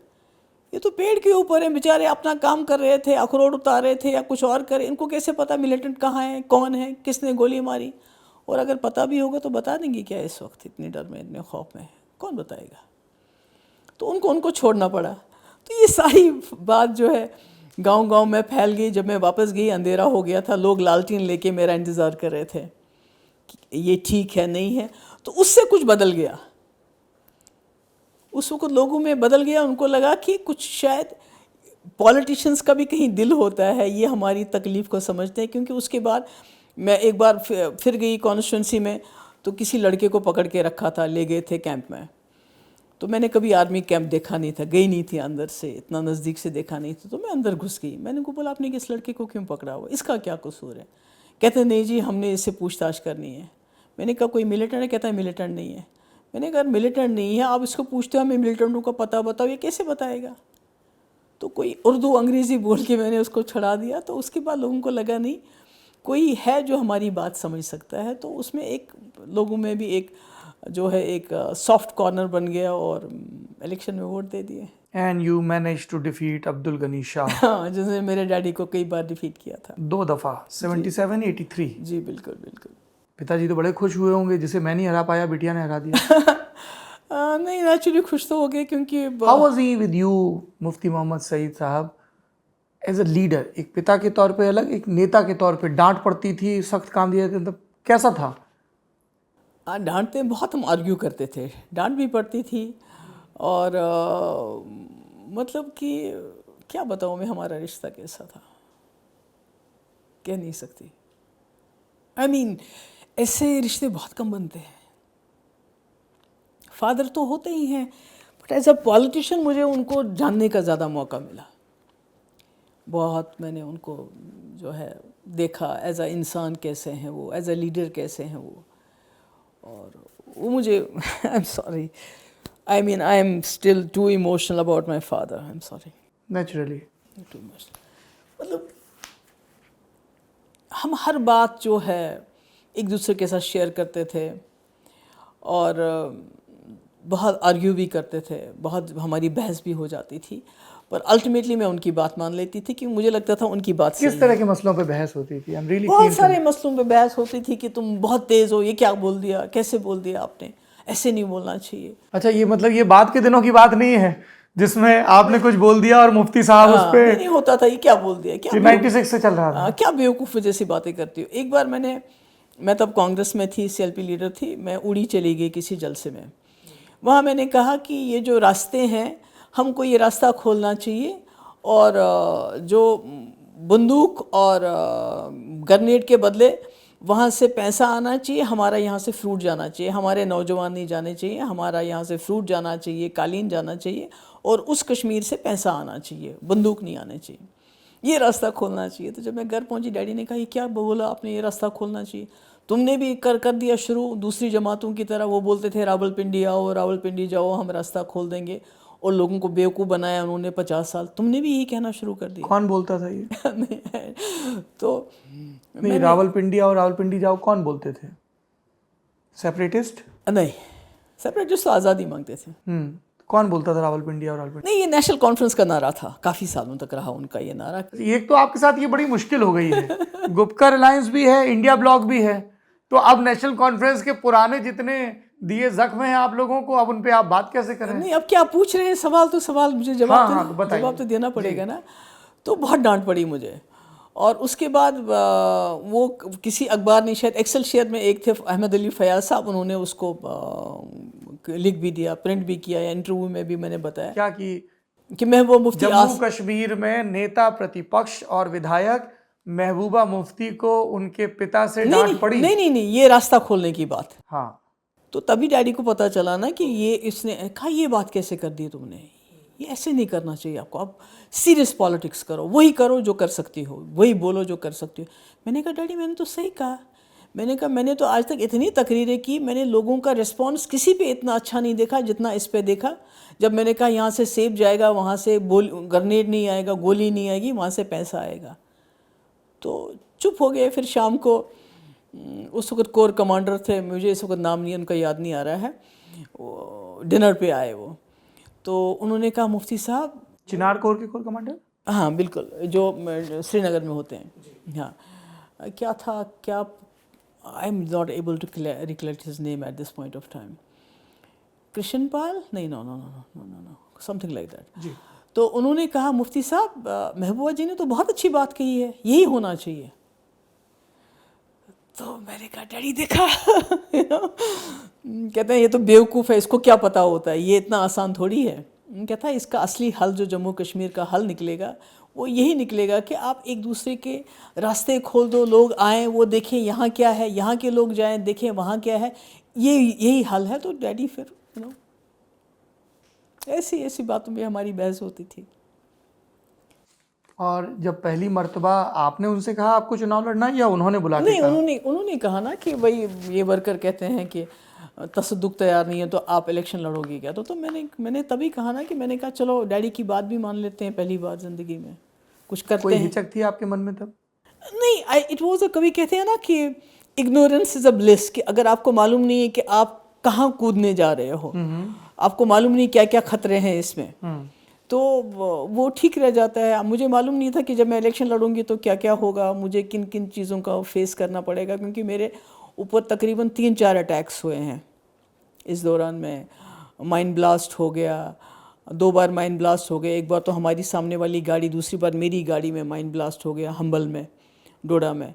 कई बार ग्रेनेड चले मेरे ऊपर, कई बार गोलियों का फायर चला। तो it was a very dangerous thing. ये 96 से 2002 के बीच की बात कर रही हैं? हाँ बिल्कुल, 96 से उस 2002 की बात कर रही हूँ मैं। बहुत सारे बार हमारे त्राल में एक बार मैं गई, वहाँ ग्रेनेड चला, भागे सब लोग। और जब हम मुजफ्फराबाद के लिए रैली लेके चले गए उड़ी, वहाँ तो मैं बाल बच गई। वहाँ तो हमारे कई लोग शहीद हो गए, 14 लोग शहीद हो गए उस अटैक में। I was sitting on the bus stop pick में बैठी थी, वो गाड़ी के टॉप पे बैठी थी मैं, और नारे लगा रहे थे हम। तो बहुत कुछ देखा है मैंने, पर मुझे मालूम नहीं था जब मैंने इलेक्शन लड़ा कि ये सब कुछ होने वाला है मेरे साथ। 1999 जम्मू कश्मीर पीपल्स डेमोक्रेटिक फ्रंट पार्टी सॉरी, क्या पृष्ठभूमि थी, क्या बैकग्राउंड थी एक पार्टी बनाने की मुफ्ती साहब की? देखिए, ये था कि मुफ्ती साहब को लगता था कि हमें भी महसूस होता था कांग्रेस में रह के, जो आप बात करना चाहते हो, ह्यूमन राइट्स वायलेशंस की बात करना चाहते हो, कांग्रेस एक पूरी नेशनल लेवल की पार्टी है, इनको दिक्कत होती है उससे, इनके लिए मुश्किल हो जाती है। बीजेपी इनको ताना मारती है, देखो जी आप कांग्रेस हो, आप आर्मी के ख़िलाफ़ बोलते हैं। हालांकि हम आर्मी के ख़िलाफ़ नहीं बोलते थे, किसी आर्मी वाले से अगर गलती होती थी तो उसको हम पॉइंट आउट करते थे। और जो कश्मीर के लोग अभी भी इतना भरोसा करने के लिए तैयार नहीं थे एक नेशनल पार्टी पे, तो इसलिए मुफ्ती साहब ने सोचा कि एक रीजनल प्लेटफॉर्म बनाया जाए जहां जम्मू कश्मीर के लोग खुल के बात कर सकें, और जहां एक बीच का रास्ता निकल आए कि एक एक्सट्रीम है, सेशनिस्ट हैं, सेपरेटिस्ट हैं, वो एक एक्सट्रीम बात करते हैं, दूसरी तरफ से जो मेन स्ट्रीम पार्टीज़ हैं वो एक अलग राग अनापती हैं। तो कोई बीच का रास्ता निकाला जाए विदाउट, न हमारे मुल्क की सॉवरेंटी को कोई ख़तरा हो, न पाकिस्तान को कोई उसमें एतराज़ हो, कोई बीच का रास्ता निकल आए। और पीडीपी जो है, पाकिस्तान के एतराज़ का इसमें क्या लेना देना? पाकिस्तान का हमारी पार्टी बनाने में एतराज़ नहीं, उसकी बात नहीं मैं कह रही हूँ। मैं कह रही हूँ कि एक ऐसा रास्ता जम्मू कश्मीर को मुसीबत से बाहर निकालने का, जिसमें देखिए ना, जब वाजपेयी जी ने पाकिस्तान से बात की, उन्होंने बोला कि आप यहाँ जो वायलेंस है उसको कम करो, तो खून खराबा तो कम हो गया ना मुशर्रफ के टाइम में, मिलिटेंसी तो डाउन होगी ना, पाकिस्तान का तो एक रोल तो रहता है ना। इसका मतलब है कि अगर आप कोई ऐसा रास्ता अपनाते हैं जिसमें आप उनको भी, उनकी रजामंदी भी हो और अपने मुल्क को भी कोई एतराज़ ना हो, तो जम्मू कश्मीर को इस मुसीबत से आप बाहर निकाल सकते हैं। और पीडीपी का एजेंडा यही है कि तमाम रास्ते खोल दो, जितने, खाली इस तरफ नहीं बल्कि जो हमारे सेंट्रल एशिया से रास्ते मिलते थे। मुझे ये बताइए, हवाई जहाज़ से हम जगह जहाँ जाते हैं, आप समंदरी जहाँ आप गुजरात से, महाराष्ट्र से, समंदरी रास्ते से आप दुनिया को मिलाते हैं। अगर हमारा जम्मू कश्मीर सेंट्रल एशिया से मिलता था, सिल्क रूट होता था हमारा रास्ता, जहाँ से आप सेंट्रल एशिया हो, साउथ एशिया हो, वहाँ जा सकते थे, तो हम वो रास्ता क्यों ना बनाएं दोबारा। इसीलिए आप चाइना के बेल्ट रोड इनिशिएटिव प्रोजेक्ट को सपोर्ट करती हैं? मैं कहती हूँ जो भी हमें जम्मू कश्मीर को एक सेंट्रल पीस की तरफ समझ सकता है, अगर जम्मू गेटवे ऑफ इंडिया बन सकता है सेंट्रल एशिया के लिए, कश्मीर गेटवे ऑफ इंडिया बन सकता है सेंट्रल एशिया के लिए, लद्दाख, लेह लद्दाख सेंट्रल एशिया के लिए गेटवे ऑफ इंडिया बन सकता है, तो क्यों नहीं करना चाहिए ऐसा। Why not? मुसीबत ये है महबूबा जी कि बाकी रूट्स के मुकाबले जिस इलाके की आप बात कर रही हैं, लद्दाख की आप बात कर रही हैं, वहाँ पे बॉर्डर को लेके हमारा झगड़ा चल रहा है चीन से। जम्मू कश्मीर की आप बात कर रही हैं, वहाँ पर झगड़ा चल रहा है। पाकिस्तान क्या झगड़ा समर्थित- चल रहा है मुझे बताओ, आप मुझे बताइए। जी यहाँ जवाहरलाल नेहरू थे, उन्होंने जंग लड़ी और चीन के साथ जंग हारी और शर्मिंदा थे, वो बहुत शर्मिंदा थे जब पार्लियामेंट में बहस हुई। यहाँ जंग लड़े बगैर ही चीन हमारा 1000 स्क्वायर किलोमीटर ज़मीन हड़प के बैठ गया है। क्या कर रहे हैं, बात करता है कोई उसकी? आप ले जाके देख लीजिए, वहाँ लोगों से पूछ लीजिए, वो आपको बताएंगे जिस एरिया में वो अपने जानवर चराने के लिए ले जाते थे, बकरियां चराने के लिए ले जाते थे, आज चीन का कब्ज़ा है वहाँ पर। तो आप कौन सी कह रहे हैं कि उनके साथ तजाद? क्या तजाद, रोज़ बातचीत करते हैं उनके साथ। और हमारे जो मंत्री हैं, एक्सटर्नल अफेयर मिनिस्टर, वो कहते हैं चीन तो बहुत बड़ी इकॉनमी है, हम तो उनके मुकाबले में छोटे हैं, हम क्या करें। और जम्मू कश्मीर, वहाँ पे तो टेररिज्म है, तो अगर रूट्स खोलेंगे तो लॉ एंड ऑर्डर की सिचुएशन क्या रहेगी? आपने पता है जब मुजफ्फराबाद रास्ता खोला या रावलाकोट खोला, क्या वहाँ से एक मिलिटेंट आया कभी? कोई रिकॉर्ड है? कोई बंदूक आई, कोई सामान आया? अगर आता है तो नेपाल से आता है, यहाँ से आता है, पूरे कंट्री को पास करके आते हैं अगर कोई आता भी है। आप मुझे बताइए एक जगह। अब इन्होंने इल्ज़ाम लगाया जी ड्रग्स आते थे और रास्ता बंद कर दिया, कारोबार बंद कर दिया। मुझे बताइए जितने ड्रग्स गुजरात के अडानी के पोर्ट पे आए हैं, उसका क्या? वहाँ तो इल्ज़ाम लगाया, कोई ड्रग्स पकड़े नहीं, मगर यहाँ तो आपने ड्रग्स देखे, पता नहीं 3000 क्विंटल या कितने ड्रग्स पकड़े गए, टन्स पकड़े गए पोर्ट पे। तो ये तो क्या करेंगे आप, कैसे कहेंगे आप? ये तो बहाने हैं, सिक्योरिटी के बहाने हैं कि भाई मिलिटेंट कहाँ से आएगा? कोई मिलिटेंट नहीं आया मुजफ्फराबाद रास्ते से, कोई मिलिटेंट नहीं आया रावलाकोट से, कैसे आएंगे? लोग तो वहाँ, लोगों का तो वहाँ इंटरेस्ट बन गया था ना, कारोबार करते थे, इसलिए लोग उसको अपनी जान से हिफाजत करते थे उस रास्ते की, कि हमारी रोज़ी रोटी जुड़ी है। क्योंकि जब आप रोज़ी रोटी को किसी के साथ जोड़ते हैं, जो सुरक्षा आप बंदूक से नहीं दे सकते हैं, वो सुरक्षा आप लोगों को रोज़ी रोटी दे के उससे करवा सकते हैं कि भाई हमारी रोज़ी आप रोटी। ये सब कह रही हैं, जितना भी मैंने JNK के न्यूज़ सोर्सेज में पढ़ा, बात की कमेंट्रीज़ में पढ़ा, मकबूल भट्ट को फांसी के बाद और 89-90 तक इन्हीं सारे रास्तों का जो बसेस चलती थी, इन्हीं सब के सहारे जम्मू कश्मीर से लड़के जा रहे थे और कोई रास्ता नहीं था, ट्रेनिंग लेके आ रहे थे। ये रास्ता तो कभी खुले नहीं थे, ये तो 2004 में नहीं, खुले। ये तो 2004 में जो ऑलरेडी खुले थे, जो चल रहे थे ऑलरेडी रास्ते। कोई रास्ते नहीं थे। कौन से रास्ते? रास्ता तो कोई नहीं है, रास्ता तो कोई ट्रेनिंग नहीं। के लिए किस रूट से जाते Sorry? थे? ट्रेनिंग के लिए किस रूट से जाते ये थे? तो पहाड़ियाँ क्रॉस करके जाते हैं, तो पहाड़ियाँ, कोई रास्ते कई से। इंडिपेंडेंट अकाउंट्स में लिखा है कि बाकायदा बसेस के बाहर कंडक्टर उस तरीके के नारे लगाते थे, वहाँ के जो नहीं, ट्रेनिंग कोई रास्ता नहीं। ये तो प्रॉब्लम है, ये तो गलत फहमी है। वो तो श्रीनगर से जब बस चलती थी ना, कहाँ तक, जहाँ आखिरी रास्ता होता है कहीं पहाड़, उसके बाद तो पहाड़ियाँ क्रॉस करते, कोई रास्ता नहीं जाता है आर पार। मुजफ्फराबाद और रावलाकोट के बगैर कोई रास्ता आर पार नहीं जाता है। तो ये तो एक फजूल बात है कि भाई आप रास्ते खोल दोगे, मिलिटेंट आ जाएंगे। चीन तो आप ये कह रही हैं कि ट्रेड रूट्स की बहाली होनी चाहिए? बिल्कुल होनी चाहिए। जो सिल्क रूट हमारा था, जिससे गेटवे ऑफ इंडिया इसको बना सकते हो आप जम्मू कश्मीर को, और आप कहते हो कि पाकिस्तान के साथ हमारी। गवर्नमेंट ये कहती है कि टेररिज्म और ट्रेड एक साथ नहीं चल सकते। नहीं, कौन सा टेररिज्म और ट्रेड, किसकी बात कर रहे हैं आप? किसके साथ ट्रेड की बात कर रहे हैं आप? फिर तो आपका वाघा बॉर्डर भी बंद होना चाहिए। फिर तो आपने जो वहाँ जो गुरु नानक जी का वहाँ वो है करतारपुर साहिब, हाँ करतारपुर साहिब, वो खोला उसके बाद। इसका मतलब है कि जहाँ आपको सूट करता है। अभी आपके पाकिस्तान के प्लेयर आए हैं खेलने के लिए, बहुत अच्छी बात है, मगर सज़ा जम्मू कश्मीर के लोगों को क्यों हर चीज़ के लिए मिलती है? यही सब था मुफ्ती साहब के ख्याल में जब उन्होंने 1999 में पार्टी बनाई। बिल्कुल, ये था कि मैं एक ऐसा प्लेटफॉर्म दूंगा, एक ऐसा सोल्यूशन दूंगा, रेजोल्यूशन दूंगा जम्मू कश्मीर की प्रॉब्लम को, ताकि जम्मू कश्मीर इस खून खराबे से बाहर आए और जो मुल्क है हिंदुस्तान, जो हाथी की तरह चल रहा है और उसके पाँव में बेड़ी है जम्मू कश्मीर, ये बेड़ी उसके पाँव से निकल जाए और जम्मू कश्मीर जिस तरह ताज है इस मुल्क का, बाइज्जत तरीके से इस मुल्क के साथ रहे। हाँ, पर समझ नहीं पाए लोग। कई कंस्पिरेसी थ्योरीज भी चलती हैं महबूबा जी की दिल्ली से भरपूर सपोर्ट था। क्या दिल्ली का कोई भी पॉलिटिकल एस्टेब्लिशमेंट आप लोगों को मदद कर रहा था नई पार्टी बनाने के लिए? क्या मदद कर सकते हैं? आप लोगों को कहेंगे आप वोट डालो पीडीपी को। रिसोर्सेज के लेवल पे मदद? आपको पता है कि हमारे रिसोर्सेज, मेरे जो वालिद हैं या मैं हूँ, मैं सबसे जो 3 आपके सबसे गरीब चीफ मिनिस्टर उनमें मैं शुमार होती हूँ। आपको पता है कि मेरे जो वालिद हैं होम मिनिस्टर रहे हैं, टूरिज़म मिनिस्टर हैं, 2 बार चीफ मिनिस्टर रहे हैं, और उनके पास अपना घर भी नहीं होता अगर मेरी माँ अपना सब कुछ बेच के अपना मकान नहीं बनाती, एक वो भी पुराने एक फ्लड एरिया में। तो जो लोग पैसा लेते हैं उनकी हालत ऐसी होती है क्या? क्या उनको लालच होता है पैसे का? क्या वो मतलब मुफ्ती साहब के बारे में आप कुछ भी कह सकते हैं, पर पैसे की कमज़ोरी ना उनमें थी ना मुझ में है। पैसा तो क्या चीज़ है? कितना पैसा मिलेगा आपको?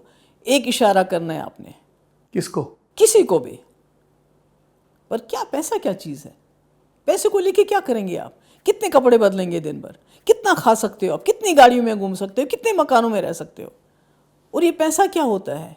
ये गरीब का खून होता है। क्यों कहती हूँ खून होता है? कि अगर हम 10 मकान हमने रखें, क्यों रखें 10 मकान जब गरीब के पास 1 मकान भी नहीं है? हम 10 किस्म के खाने खाते हैं, वो उसके पास 2 वक्त की रोटी नहीं मिलती है उसको। तो ये तो मुझे लगता है पाप है इतना पैसा जमा, इतनी दौलत जमा करना।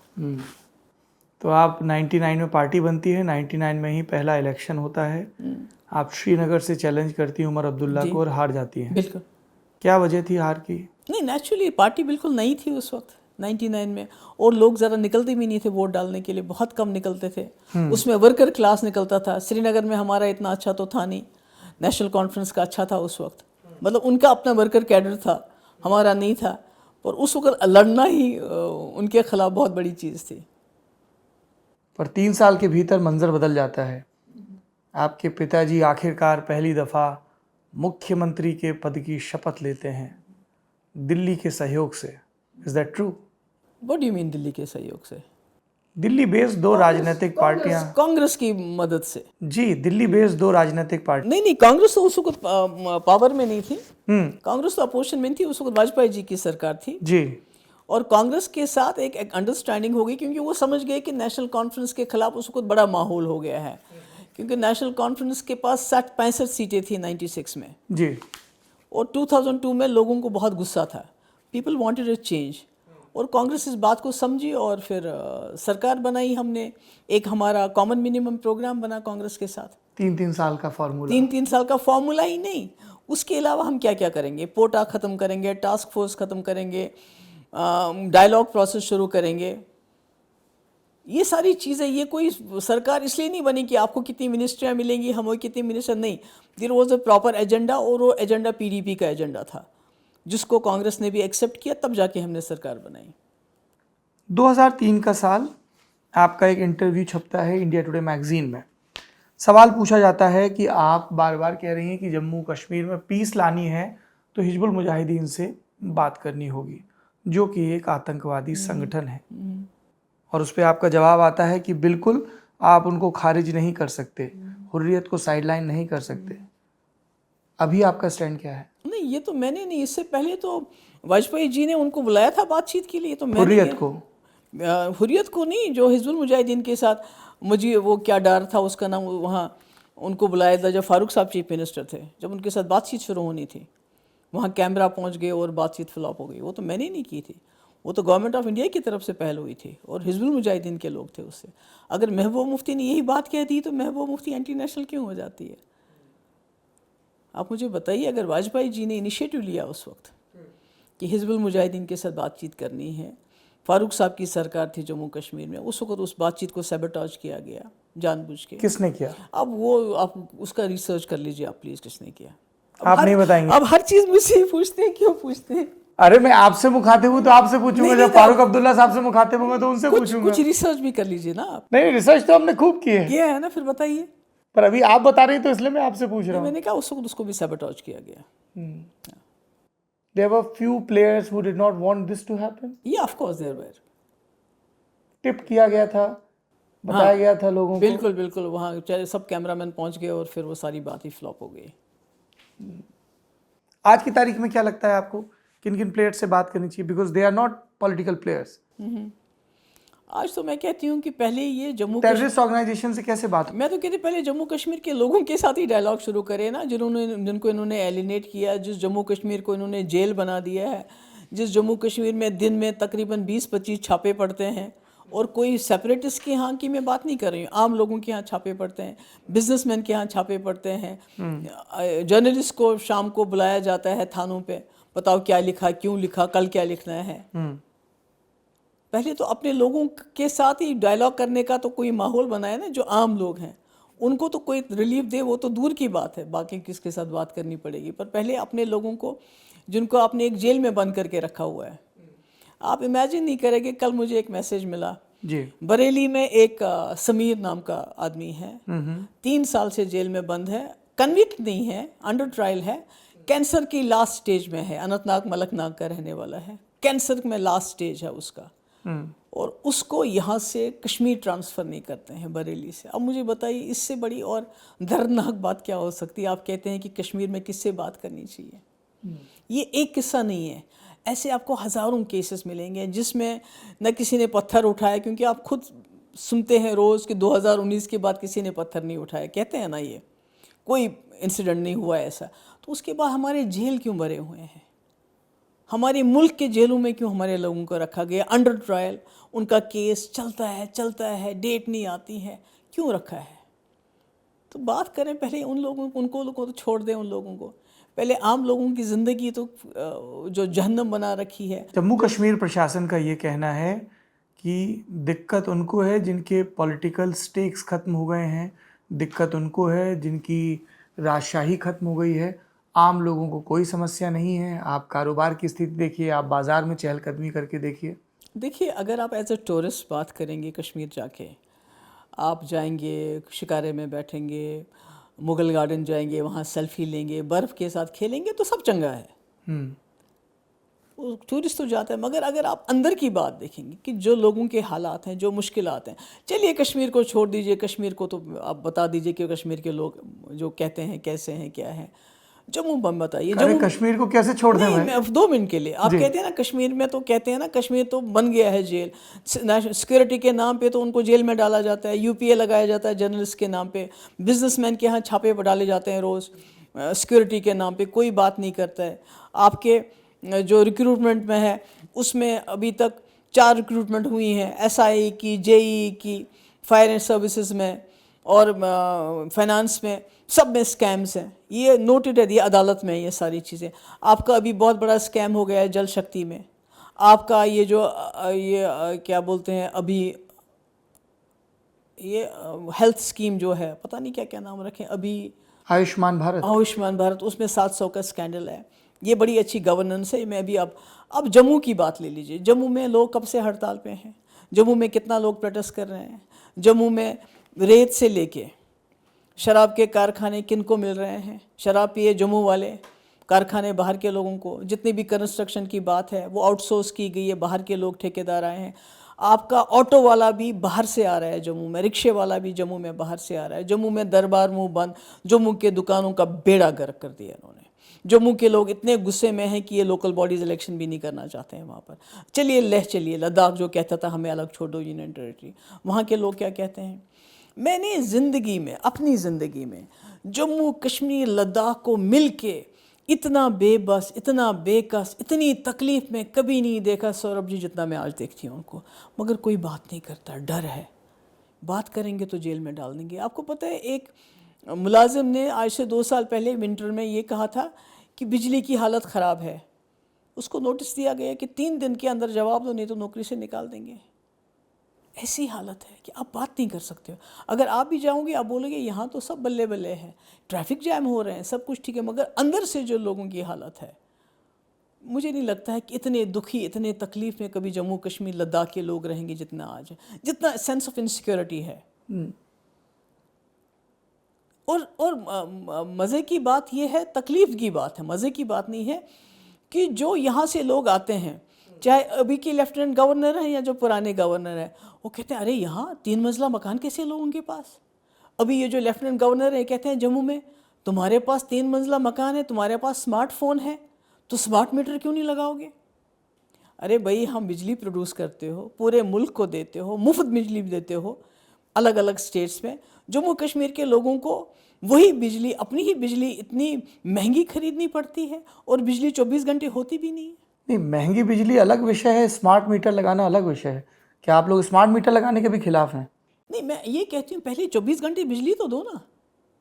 जब आपकी 24 घंटे बिजली नहीं है, आप 2 घंटे 3 घंटे के बाद कट करते हो। जम्मू में गर्मी में बुरी हालत होती है, कश्मीर में विंटर में।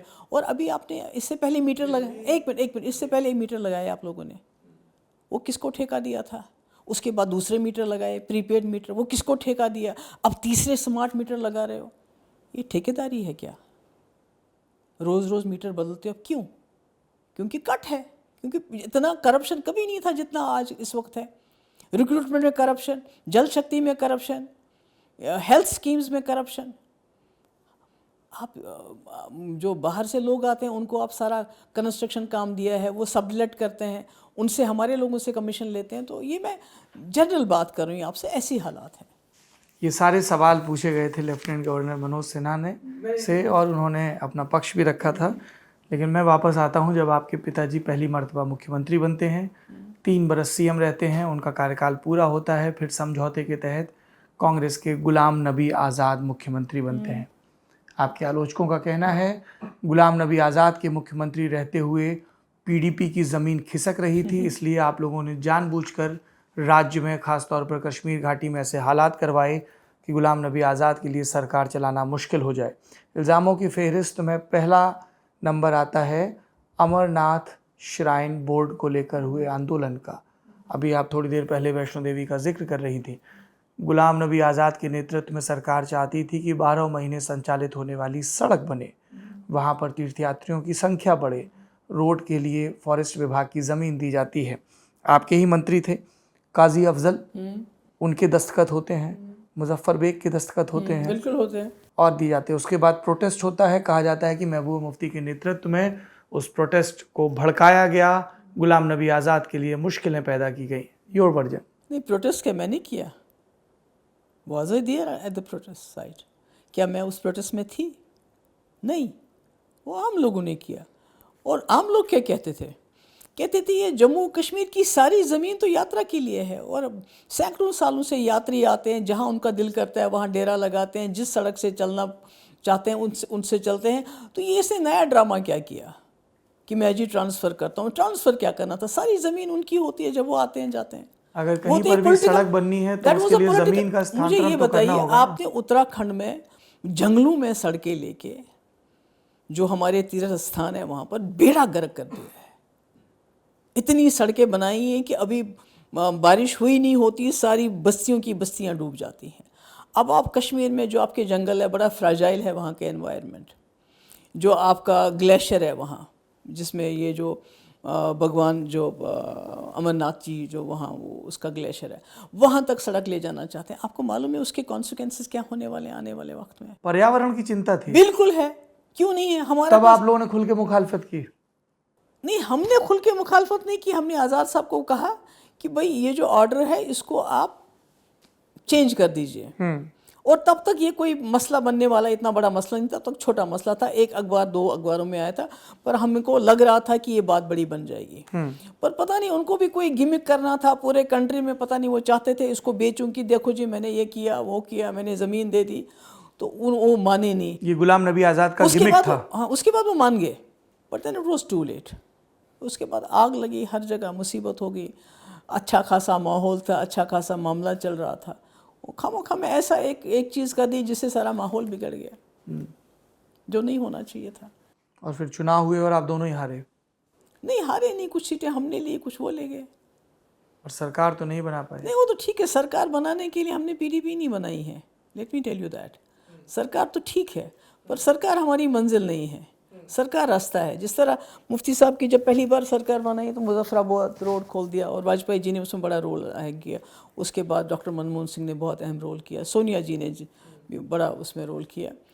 तो हमारी पार्टी बनी है जम्मू कश्मीर को इस मुसीबत से बाहर निकालने के लिए, और शायद यही वजह है कि इतना बड़ा रिस्क लिया मुफ्ती साहब ने जब उन्होंने बीजेपी के साथ हाथ मिला 2014। बिल्कुल। सरकार तो हम कांग्रेस के साथ भी बना सकते थे और कांग्रेस ने ऑफर भी की थी विदाउट एनी कंडीशन। फिर क्या जरूरत थी? कांग्रेस के साथ कैसे बनाती? नंबर गेम पूरा नहीं होता? नहीं हो जाता, इंडिपेंडेंट मिला के होता। बहुत कॉन्फिडेंट साउंड कर रही हैं अब आप। बिल्कुल बिल्कुल बन जाती। पीडीपी के पास 28 सीटें, कांग्रेस के पास 12 सीटें, टोटल हुई 40 और 4 चाहिए थे आपको जी। हाँ, वो तो थे ना आपके पास, इंडिपेंडेंट थे ना आपके पास, कम्युनिस्ट पार्टी के थे आपके, दूसरे वो जो क्या बोलते हैं उसको, पीडीएफ, इंडिपेंडेंट, जम्मू में इंडिपेंडेंट तो थे, ऐसी कोई बात नहीं थी। और वो साथ के साथ आपके साथ आ जाते? सब आ जाते। सरकार के साथ कौन नहीं आता है उस वक्त, आप जानते हैं। वो तो सिर्फ हम ही लोग ऐसे हैं कि जो सरकार के पीछे कभी नहीं भागे। फिर बीजेपी से समझौता क्यों किया? सिर्फ इसलिए कि मुफ्ती साहब का आखिरी ख्वाब था ये, सौरभ जी। आप तब भी सहमत नहीं थी? बिल्कुल सहमत नहीं थी, मगर या आप कह रही हैं क्योंकि गठबंधन से बाहर? नहीं, हमारा अब काफ़ी आर्ग्यू होता था, मगर आप बताइए क्या आर्ग्यूमेंट हुआ महबूबा मुफ्ती और मुफ्ती मोहम्मद सईद के बीच? कि डैडी हम कैसे करेंगे, कैसे जाएंगे बीजेपी के साथ? तो उन्होंने कहा कि आप समझती नहीं हो, बेवकूफ़ हो, मुझे चीफ मिनिस्टर बनने के लिए सरकार नहीं बनानी है। मैं चाहता हूँ जम्मू कश्मीर को इस मुसीबत से निकालूं, और जो मोदी जी हैं ये एक बार का प्राइम मिनिस्टर नहीं है, ये और टर्म्स जीतेगा। ये उन्होंने समझ लिया था। उन्होंने कहा कि ये नहीं है और इसी के साथ काम करना है और इसी को मनवाना है कि वाजपेयी जी का रास्ता पे चले। ये उनको था अपनी जगह। And he was right. He was right. और ये भी आपको समझना चाहिए, कहते हैं ना कि वो अब मुझे बताना चाहिए कि श्री राम ने अपने बाप का वचन निभाने के लिए 14 साल वनवास निकाला। तो मेरे लिए तो खैर ये वनवास उससे भी मुश्किल ही था, पर अब अगर आपके फादर ने कोई चीज़ की हो, कोई डिसीजन लिया हो, तो आप उसको दुत्कार नहीं सकते हैं, चाहे आप उसको अग्री करें या ना करें। पर मैंने कोशिश की जितना भी हो सके कि मेरे जो फादर का डिसीजन है, जिस मकसद के लिए किया हो वो मकसद पूरा हो जाए। आपके पिता के निधन और आपकी शपथ के बीच का फासला काफ़ी ज़्यादा है। जी रहा। और बहुत कहानियाँ चलती हैं। क्या हो रहा था श्रीनगर और दिल्ली के बीच? मैं टूट गई थी, मुझे कोई शौक़ नहीं था, क्योंकि जिस वक्त डैडी को हम यहाँ से लेके गए, राजनाथ जी वहाँ बैठे थे, उनने मुझे बोला महबूबा जी आप तैयारी कर लें। मैंने कहा किस चीज़ की तैयारी? मैंने कहा मुझे कोई इंटरेस्ट नहीं है। तो उन्होंने जैसे सुनाई नहीं इस बात को, तो उसके बाद मैंने इस बारे में सोचा भी नहीं और ना मेरा दिल था इसमें, क्योंकि कुछ होती है ना कुछ चीज़ें जो दिल नहीं मानता है आपकी। और उसके बाद जो हालात बने, बाकी चीज़ें हुई, मेरे अपने घर वालों ने, मेरी फैमिली ने और पार्टी की वजह से ये कहा गया कि ये मुफ्ती साहब का फ़ैसला है, आप कैसे उसको नकार सकती हो? आपके डैडी ने इतना कुछ लगाया, इतना इन्वेस्ट किया इस फैसले में, अपना सब कुछ दाव पे लगाया, अपने आप को दाव पे लगाया, अपनी क्रेडिबिलिटी को दाव पे लगाया, पार्टी को दाव पे लगाया। तो आप कैसे उनके जाने के बाद इससे इनकार कर सकती हो? और भी कुछ चीज़ें होगी पार्टी में, कुछ लोग जो हैं वो सीधे चले गए, कुछ अपना वो जोड़ तोड़ करने लगे। तो मुझे कहाँ चले गए? कहाँ चले गए? नागपुर चले गए। 27 में से 22 विधायक आरएसएस के संपर्क में थे। अब मुझे नहीं पता कितने थे, पर कुछ लोग थे, संपर्क में थे। अब मुझे ये कौन लोग थे?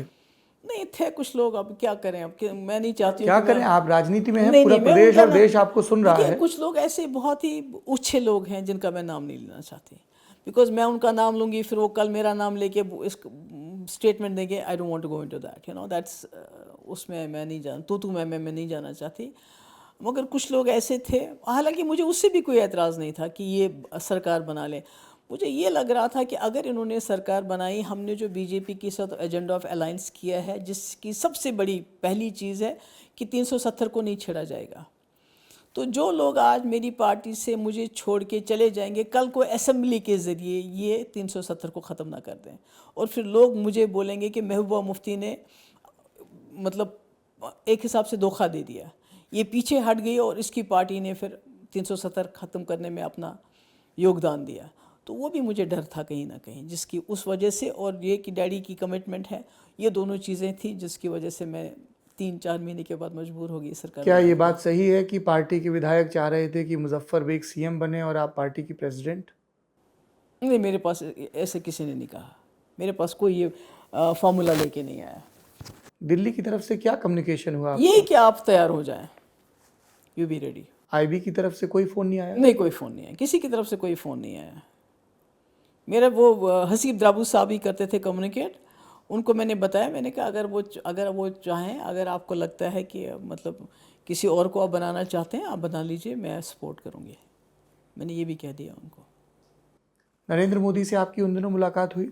बाद में हुई मुलाकात जी। क्या हुआ मुलाकात में? नहीं, वो जनरल जो बातें, जो सिचुएशन थी वहाँ, काफ़ी 2016 अप्रैल अगस्त जुलाई के बाद काफ़ी सिचुएशन ख़राब हो गई, उसके बारे में बात होती थी, क्या करें, कैसे इसको ठीक करें।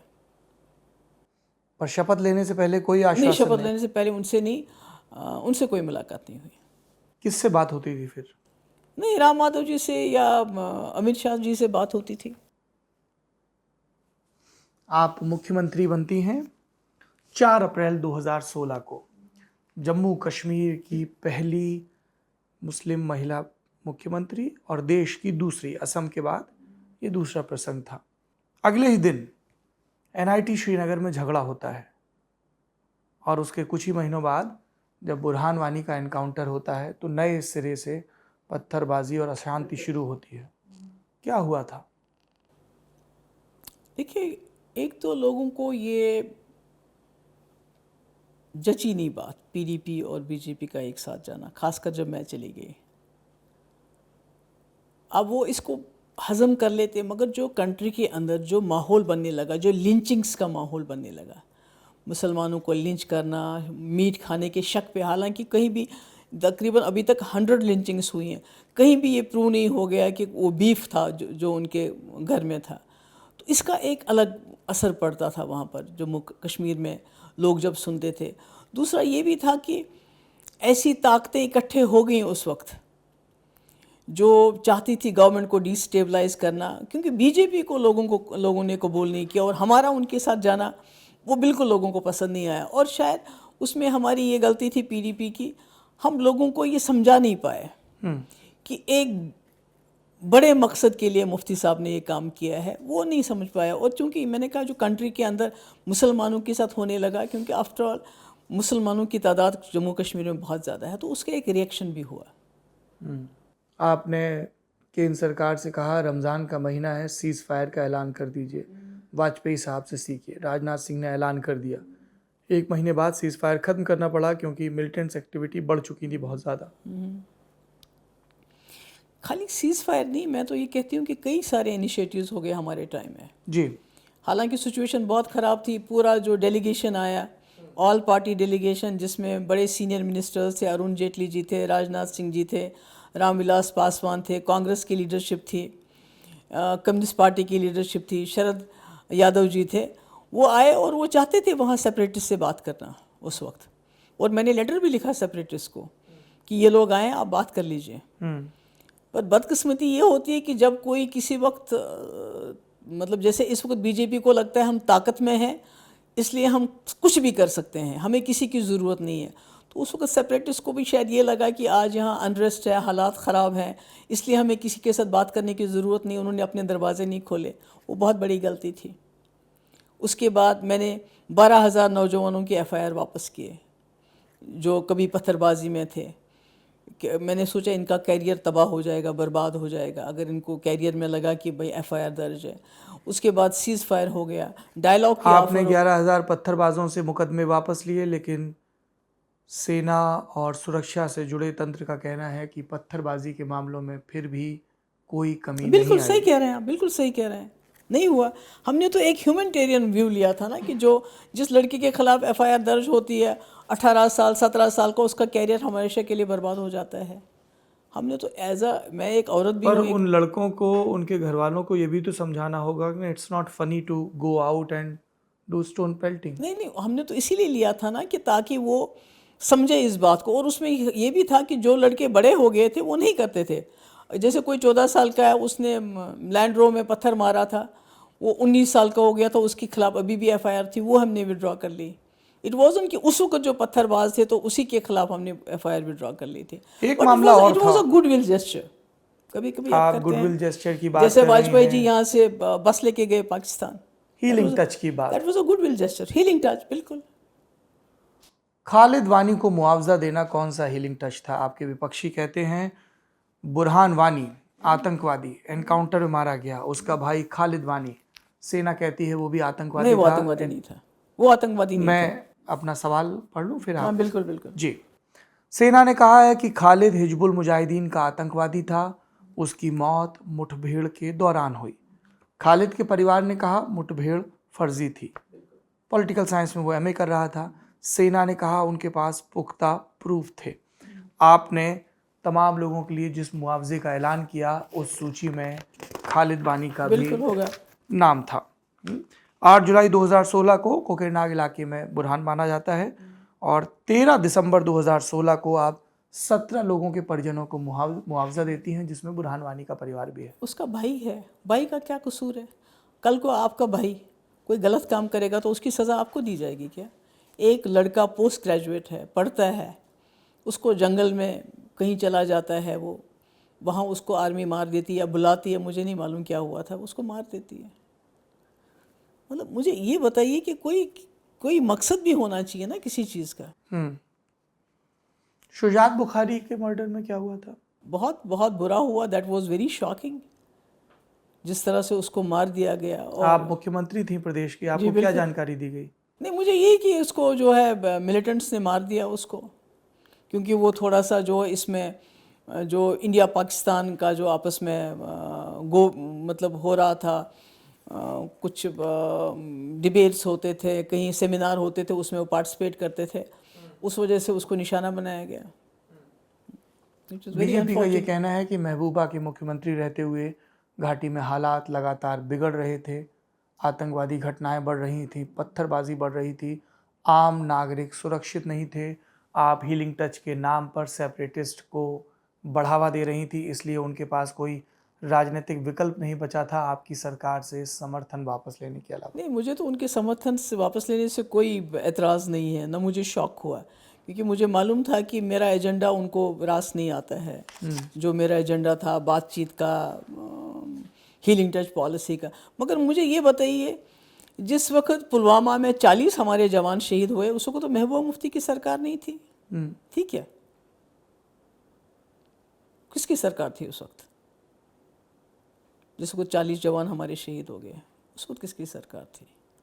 अभी जो कुकरनाग में हमला हो गया, जिसमें मेजर जो है मनप्रीत, कर्नल मनप्रीत, मेजर जो है उसमें आशीष, या हमारा जो हुमायूं भट्ट, मेरी महबूबा मुफ्ती की सरकार नहीं थी। जो राजौरी में हमारे इतने सारे बड़े बड़े ऑफिसर लेवल के लोग राजौरी पुंछ में मारे गए, महबूबा मुफ्ती की सरकार नहीं थी। जो इतने बड़े बड़े हाई लेवल ऑफिसर हमारे मारे गए राजौरी पुंछ के एनकाउंटर्स में इस साल में, या जो कुकरनाग में हुआ, तो आज तो महबूबा मुफ्ती की सरकार नहीं है। फिर तो ये सब नहीं होना चाहिए था। फिर तो ये तो सॉफ्ट नहीं है। फिर ये क्यों हो रहा है? क्या कर रही है सरकार? क्या कर रही है? सिर्फ उल्टे फुल्टे इश्यूज उठाती है। सनातन धर्म जी खतरे में। मुझे बताइए, सनातन धर्म क्या कहता है? वासुदेव कुटुंबकम, यानी कि पूरी दुनिया एक फैमिली। क्या मानते हैं ये लोग उस चीज़ को? Do they agree? मानते हैं किसी को फैमिली? अगर फैमिली मानते तो मुसलमानों को लिंच कैसे करवाते हैं? छोड़िए मुसलमानों की बात, मुझे ये बताइए कि इस वक्त, कल मैंने अभी आपसे जिक्र किया था, उज्जैन में 12 साल की बच्ची, उसका गैंग रेप हुआ। मणिपुर में आदिवासी औरतों के कपड़े उतार के उनका गैंग रेप हुआ। सबसे बड़ी दूसरी बात, जो हमारी पहलवान बच्चियाँ, उनका जो क्या बोलें उसको, जो जिसने उनके साथ गलत किया है वो इनके दाएं बैठा रहता है, उसको सज़ा नहीं है। राम रहीम को, जो रेपिस्ट भी है, मर्डर भी है, उसको छोड़ दिया। तो ये जब कहते हैं सनातन धर्म के हम बड़े वो हैं, कहाँ मानते हैं ये लोग सनातन धर्म को? सनातन धर्म की सबसे पहली चीज़ तो यही है कि पूरी दुनिया एक फैमिली है। किसी को फैमिली मानते हैं क्या? ये सनातन धर्म कहते हैं किसी को आप जो है चोट मत पहुँचाओ।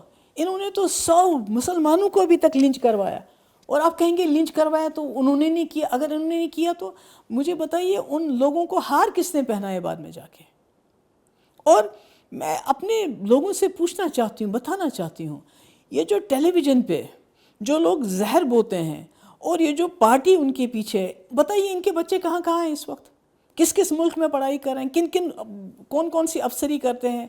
मगर जो गरीब बच्चा है, मुसलमान को मार दो, मार देते हो आप, ठीक है, उसके घर को तोड़ दो, उस पर बुलडोज़र चला दो, उसकी बच्ची का हिजाब खींचते हो आप, ये तो मुसलमान है। मुसलमानों से आपको बड़ी नफ़रत है।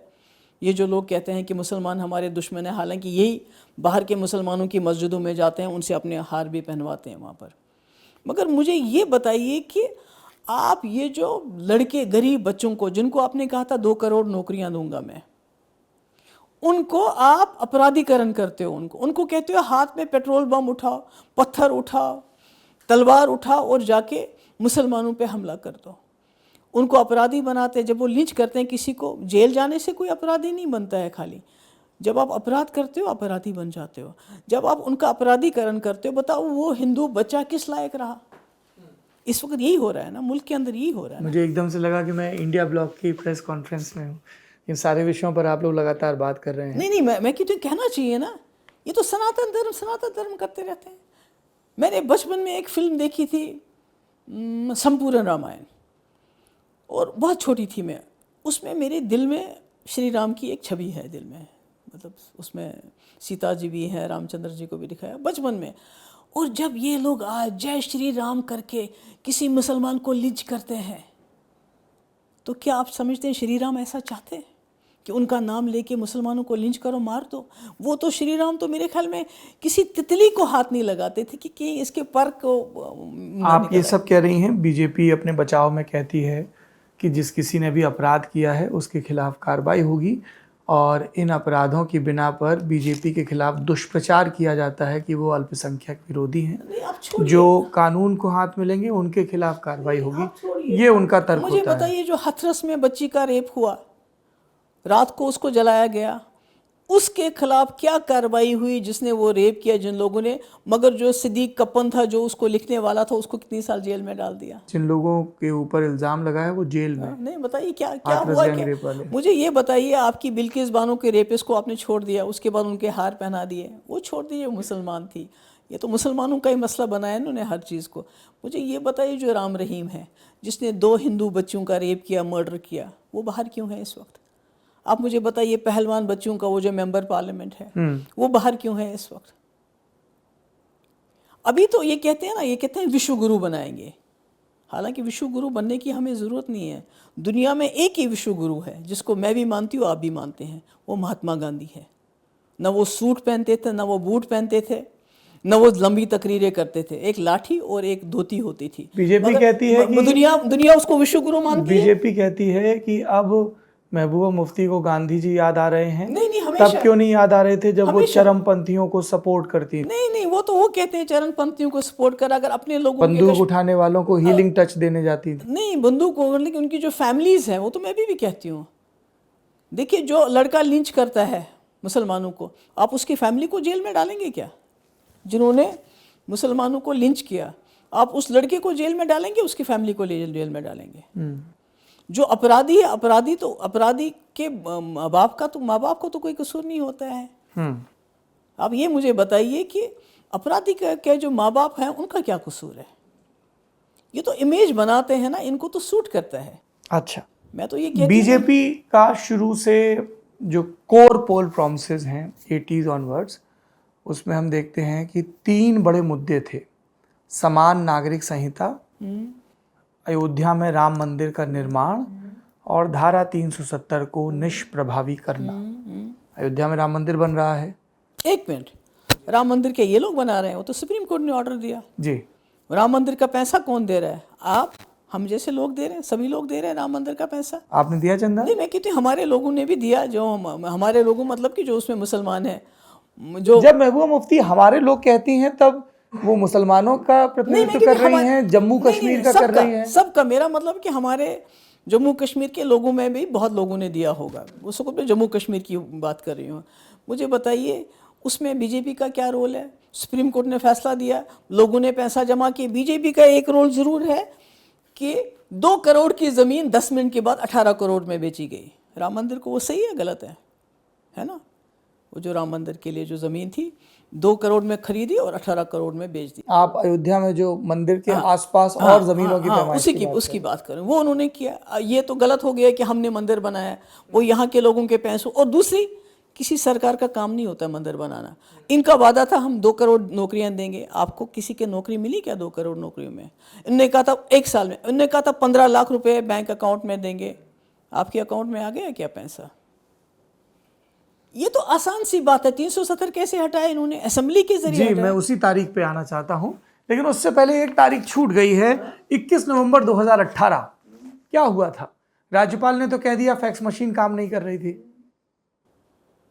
नहीं, वो तो आपको पता है ना कि जो बीजेपी का जो रोल इस वक्त बन रहा है, ये डेमोक्रेसी में यकीन नहीं रखते, ये कॉन्स्टिट्यूशन में यकीन नहीं रखते हैं, कोई संविधान नहीं मानते हैं, कोई कुछ नहीं मानते हैं, जो इनका दिल करता है वो करते हैं।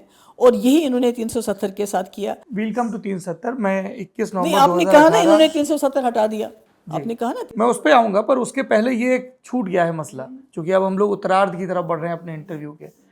56-57 विधायक आप हो गए थे पीडीपी नेशनल कॉन्फ्रेंस और कांग्रेस के। किन किन के बीच बात हो रही थी? आपकी और फारूक अब्दुल्ला के बीच? हाँ, बिल्कुल उमर से हो रही थी। मतलब फारूक साहब से उमर के साथ बात हो रही थी। हाँ, तो इस सरकार का मुखिया कौन होता? अगर हमने सोचा था कि वो सरकार चाहते थे नेशनल कॉन्फ्रेंस की उसको पीडीपी हेड करे, और हम उसमें से अभी इलेक्ट करना चाहते थे लीडर को। कोई ऐसा नहीं, कोई डिसाइड नहीं था।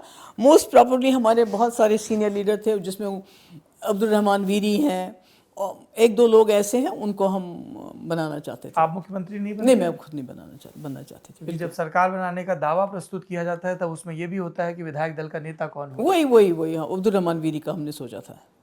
बिल्कुल, मैंने सोचा था, और हमारे लोग भी ज़्यादा उसी के लिए अग्री करते थे।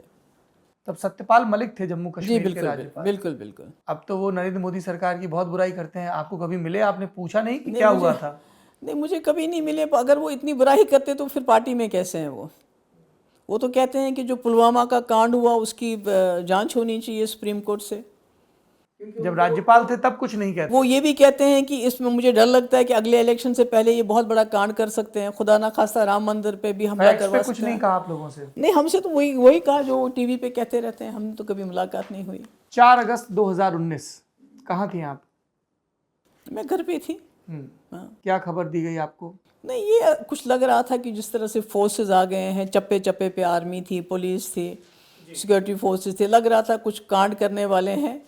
और कांड में इसलिए कह रही हूँ कि अगर असेंबली के ज़रिए इसको किया होता, कॉन्स्टिट्यूएंट असेंबली के लिए ज़रिए किया होता, जो कॉन्स्टिट्यूशन कहता है, हमारा संविधान कहता है, तो हम कहते चलो लोगों की मर्ज़ी के मुताबिक हो गया असेंबली की। पर इन्होंने इसको कॉन्स्टिट्यूशन के ख़िलाफ़ किया, संविधान के खिलाफ गए। ये नहीं कर सकते। ऐसा आप मान रही हैं? सरकार नहीं, सुप्रीम कोर्ट की रूलिंग है, मैं नहीं कह रही। सुप्रीम कोर्ट में तो अभी चल रही है। सुप्रीम कोर्ट की पुरानी 3 रूलिंग्स अगर आप देखें सौरभ जी, उसमें ये लिखा है कि जम्मू कश्मीर का 370 तब तक नहीं हट सकता जब तक जम्मू कश्मीर की कॉन्स्टिट्यूएंट असेंबली इसको हटाने की सिफारिश ना करे, जो कि 1957 के बाद से अस्तित्व में ही नहीं है ही नहीं। तो कैसे हट सकता था ये? और उसमें राष्ट्रपति के पास अधिकार भी थे। नहीं, उसके पास अधिकार तभी है जब वो रिकमेंड करेगी कॉन्स्टिट्यूएंट असेंबली। मैं नहीं कह रही हूँ, ये सुप्रीम कोर्ट कह रहा है। पर अभी तो सुप्रीम कोर्ट सुनवाई कर रहा है। वो छोड़िए, अब तो वो तो अलग बात है।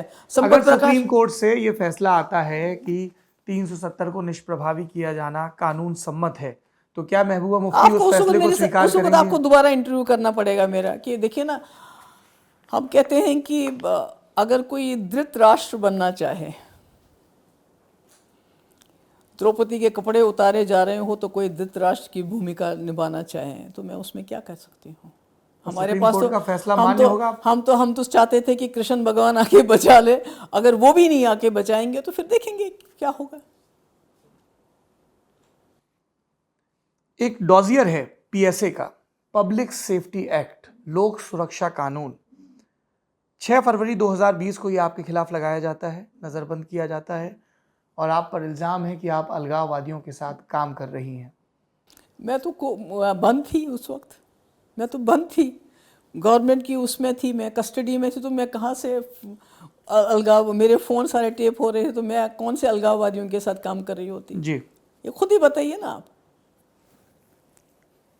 जमात इस्लामी के साथ? नहीं, मुझे बताइए कि जब मैं बंद हूँ कहीं, आप इस कमरे में बंद हैं, आपकी पे नज़र रखी, आप बाहर नहीं जा सकते हो, तो मैं आप पे इल्ज़ाम लगाऊंगी कि भाई आप जो है किसी अलगाववादी के साथ आप मिले हुए हैं, तो क्या ये मुमकिन है? क्या करेंगे आप? क्या सोचती हैं आप जमात इस्लामी के बारे में? जमात इस्लामी देखिए, जैसे पार्टीज़ होती हैं हर जगह, स्कूल चलाते हैं वो, इंस्टीट्यूशन चलाते हैं वो, और अभी तो जमात इस्लामी के लिए पाँव पकड़ रहे हैं ये लोग। आपको मालूम है क्या? जो जमात इस्लामी लोग इस वक्त बंद हैं, जिनके इन्होंने एसेट्स फ्रीज करके रखे हैं, अभी ये उनके पाँव पे गिर रहे हैं, कहते हैं कि जो हमारी वहाँ पार्टीज़ है आप उनकी मदद करो इलेक्शन में, हम आपको छोड़ देंगे।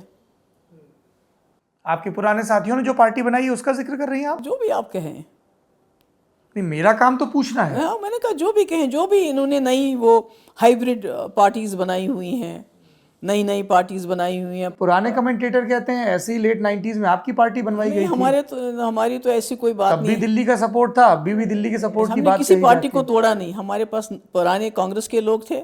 आप लोग कांग्रेस को तोड़ कर आए थे? नहीं, कांग्रेस को तोड़ की नहीं, जो हमारे साथ आना चाहता था हमारे साथ आ गए। जो यही बुखारी और बाकी सब नेता कहते हैं जो आना चाहते थे। वो आपको पता है, अब मैं उसमें नहीं जाना चाहती, I don't want to go into that. आपको पता है क्या होता है इस वक्त यहाँ मरकज़ में भी होता है, करप्शन के चार्जेस लगते हैं, एक दिन ईडी का होता है, एक दिन छापा, दूसरे दिन बीजेपी में चला जाता है तो सब साफ हो जाता है।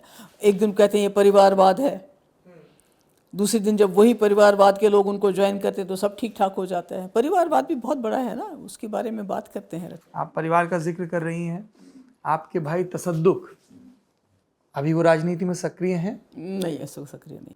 आपकी सरकार में मंत्री थे? बिल्कुल बने थे। क्या वजह थी? वजह थी कि शायद मेरी इमोशनल जो हालत थी, शायद उसका फ़ैसला था वो, जो डैडी का एकदम से जाना, और फिर मेरा जो जिस ट्रॉमा से मैं गुजर रही थी, आई वांटेड, मैं अपने बाप को शायद ढूंढ रही थी कहीं, तो उसमें भाई आ गया, तो मैंने उसके ऊपर, सर के ऊपर, कंधे के ऊपर सर रख दिया। जो मेरे ख्याल Was he reluctant? Was he willing? No, he was not really very much into it. क्योंकि उनका तो सिनेमेटोग्राफर के तौर पे एग्जैक्टली, आपको पता है, शानदार करियर चल रहा है। आपको पता है कितना शानदार कैरियर है उनको। उसको भी लगा मेरी बहन को शायद कहीं ज़रूरत है, ये बहुत वीक फील कर रही है इमोशनली, यू नो। अब ज़रूरत नहीं है बहन को? नहीं, अब मैंने उसको कहा कि I mean it's too much, बहुत है, उसकी अपनी फैमिली रिस्पॉन्सिबिलिटीज़ हैं। भाई की जगह लेने के लिए बेटी आ गई है? नहीं, बेटी नहीं आ गई भाई, ये तो बेटी ने उस वक्त बात की जब कोई बात ही नहीं करता था। इस वक्त बेटी ने उस वक्त ज़बान खोली, उस वक्त लोगों की बात की जिस वक्त कोई बात करने के लिए तैयार नहीं था। पर अभी तो इल्तिज़ा मुफ्ती सक्रिय रूप से हैं पीडीपी में। नहीं, सक्रिय रूप से नहीं है। मेरी क्या रोल तय किया है आपने उनका? नहीं, मेरे लिए थोड़ा सा जो है असिस्ट करती है एज अ मीडिया एडवाइज़र। अगर मैं किसी को एम्प्लॉय करूं तो 30-40 हज़ार रुपये मुझे उसको देना पड़ेगा, ये मुफ्त में काम करती है, so that's a good thing. मतलब सिर्फ 40,000 बचाने के लिए आपने बिटिया को लगा दिया काम? नहीं, फिलहाल तो ऐसे ही चल रहा है। देखिए सौरभ जी, मैं आपको एक बात ज़रूर करना चाहते हैं। ये जो परिवारवाद की बात करते हैं, सबसे बड़ी बात है गांधी नेहरू परिवारवाद की बात करना चाहते हैं। आज में जो भी हमारे दर्शक देख रहे हैं, मुझे आपको 2-3 मिनट देने पड़ेंगे इस बात की। मैं तो आपको बीच में कहीं टोक ही नहीं रहा हूँ। मैं चाहती हूँ, देखिए हम शुरू करते हैं मोतीलाल नेहरू से। कश्मीरी थे जो आज़ादी की लड़ाई में कितनी बार वो जेल गए। उसके बाद जवाहरलाल नेहरू को उनने बाहर भेजा पढ़ने के लिए, विलायत से आए, बहुत अच्छी नौकरी चाकरी कर सकते थे अंग्रेज़ों की, नहीं की, लड़ाई लड़ी, 12 साल जेल गए। इंदिरा जी 12-13 साल की उम्र में क्या करती थी वो जो आपका ये जो है बाल चक्रा ये संघ, और इसी तरह से वानर सेना, 12 साल की उम्र में एक बच्ची, जब उसके दिन होते हैं अंग्रेज़ों के जो खिलौने हैं वो खेलने के, वो नहीं खेलती है, वो करती है।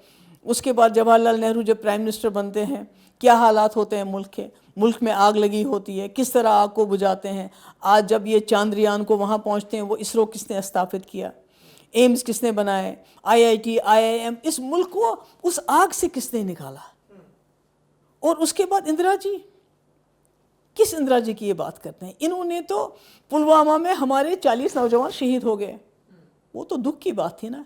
इन्होंने उन 40 नौजवान, अभी भी पता नहीं वो कैसे हुए, किस तरह हुआ, कुछ पता नहीं है क्या हुआ। उस NIA ने विस्तार से चार्जशीट दाखिल की है। नहीं, मेरा ये है कि उन नौजवानों के ऊपर, उन शहीदों के ऊपर ने वोट मांगे। और वो इंदिरा जी जिसने बांग्लादेश बनाया, कभी उसने इलेक्शन में उनके नाम पे वोट मांगे?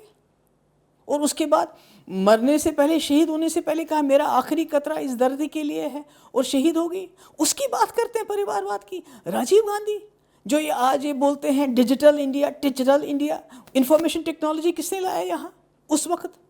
ये जो बहुत ज़्यादा बातें करते हैं इसकी पंचायत राज की, वो किसने शुरू किया? 33% रिजर्वेशन किसने दी? और उसके बाद वो भी शहीद हो गए।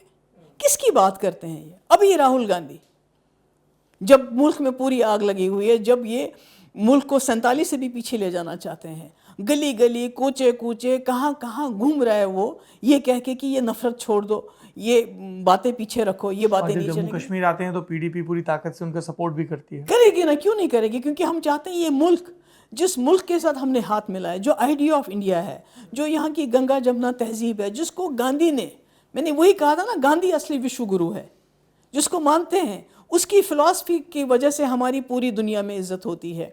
देखिए मोदी जी जब वो गुजरात के चीफ मिनिस्टर थे, जो गुजरात में हुआ उन पे बैन लगा बहुत सारे कंट्रीज़ में, मगर जब यहाँ के लोगों ने उसको प्राइम मिनिस्टर बनाया, इस हिंदुस्तान का प्राइम मिनिस्टर बना, वो गांधी के हिंदुस्तान का प्राइम मिनिस्टर बना, तो सब लोगों ने दरवाजे खोल दिए मोदी जी के लिए।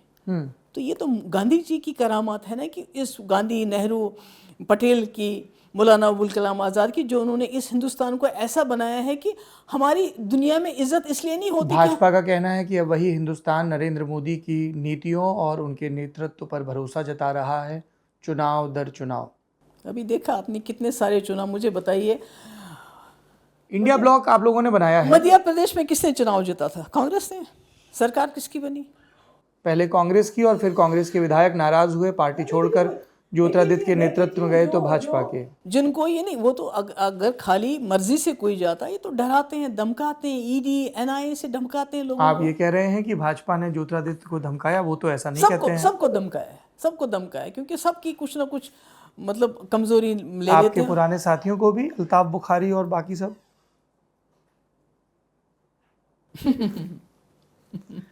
ये बताइए, इंडिया ब्लॉक की मीटिंग होती है, अलग अलग सीट शेयरिंग को लेकर सब बातचीत चल रही है। जातिगत जनगणना को लेकर कहा जा रहा है कि ममता बनर्जी और कुछ एक नेताओं का रुख बाकी से मैच नहीं कर रहा। कुछ एक नहीं, सिर्फ ममता बनर्जी। ममता जी उस वक्त पहले तो क्या कहा उन्होंने मीटिंग में? नहीं, उन्होंने कुछ नहीं कहा। उन्होंने कहा मुझे और टाइम चाहिए इसके लिए।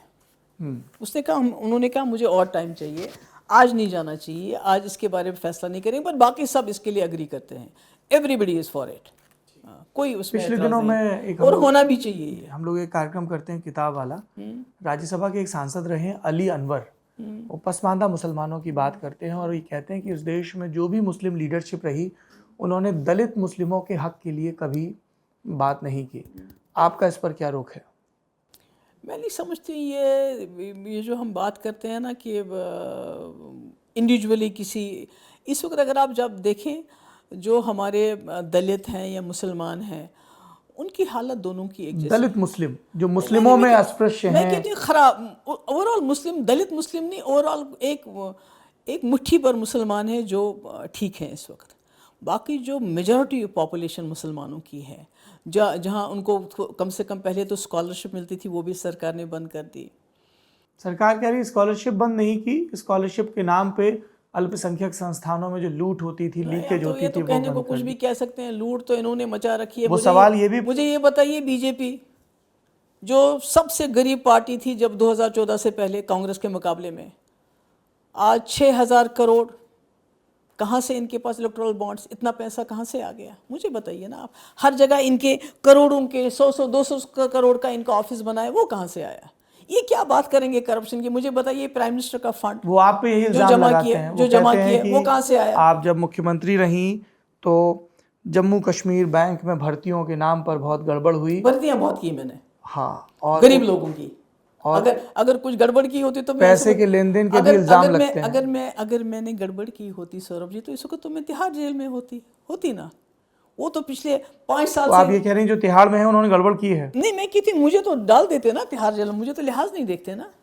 हाँ, मुझे तो जेल में डाल दिया होता ना फिर, क्योंकि पिछले 5 साल से वो फाइलें मेरी खंगाल रहे हैं कि कहीं कोई गलती है। ये 400-500 लोग हमने लगाए थे। गरीब, अब जब चीफ मिनिस्टर कहीं जाता है ना, तो गरीब आके दरख्वास्त देता है, कोई लंगड़ा होता है, कोई लूला होता है, कोई गरीब होता है, फिर आप उसको जेके बैंक को वो फॉरवर्ड करते हो कि भाई ये देखो इसका क्लास 4 की इसको जॉब दे दो।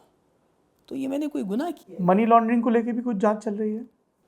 मतलब कि मनी लॉन्ड्रिंग ये है कि मेरे जो डैडी का जो मज़ूलियम है, मकबरा है, कब्र है, जो उसका वो बनाया है, उसका ऑडिट किया इन लोगों ने, क्योंकि कुछ भी नहीं मिला।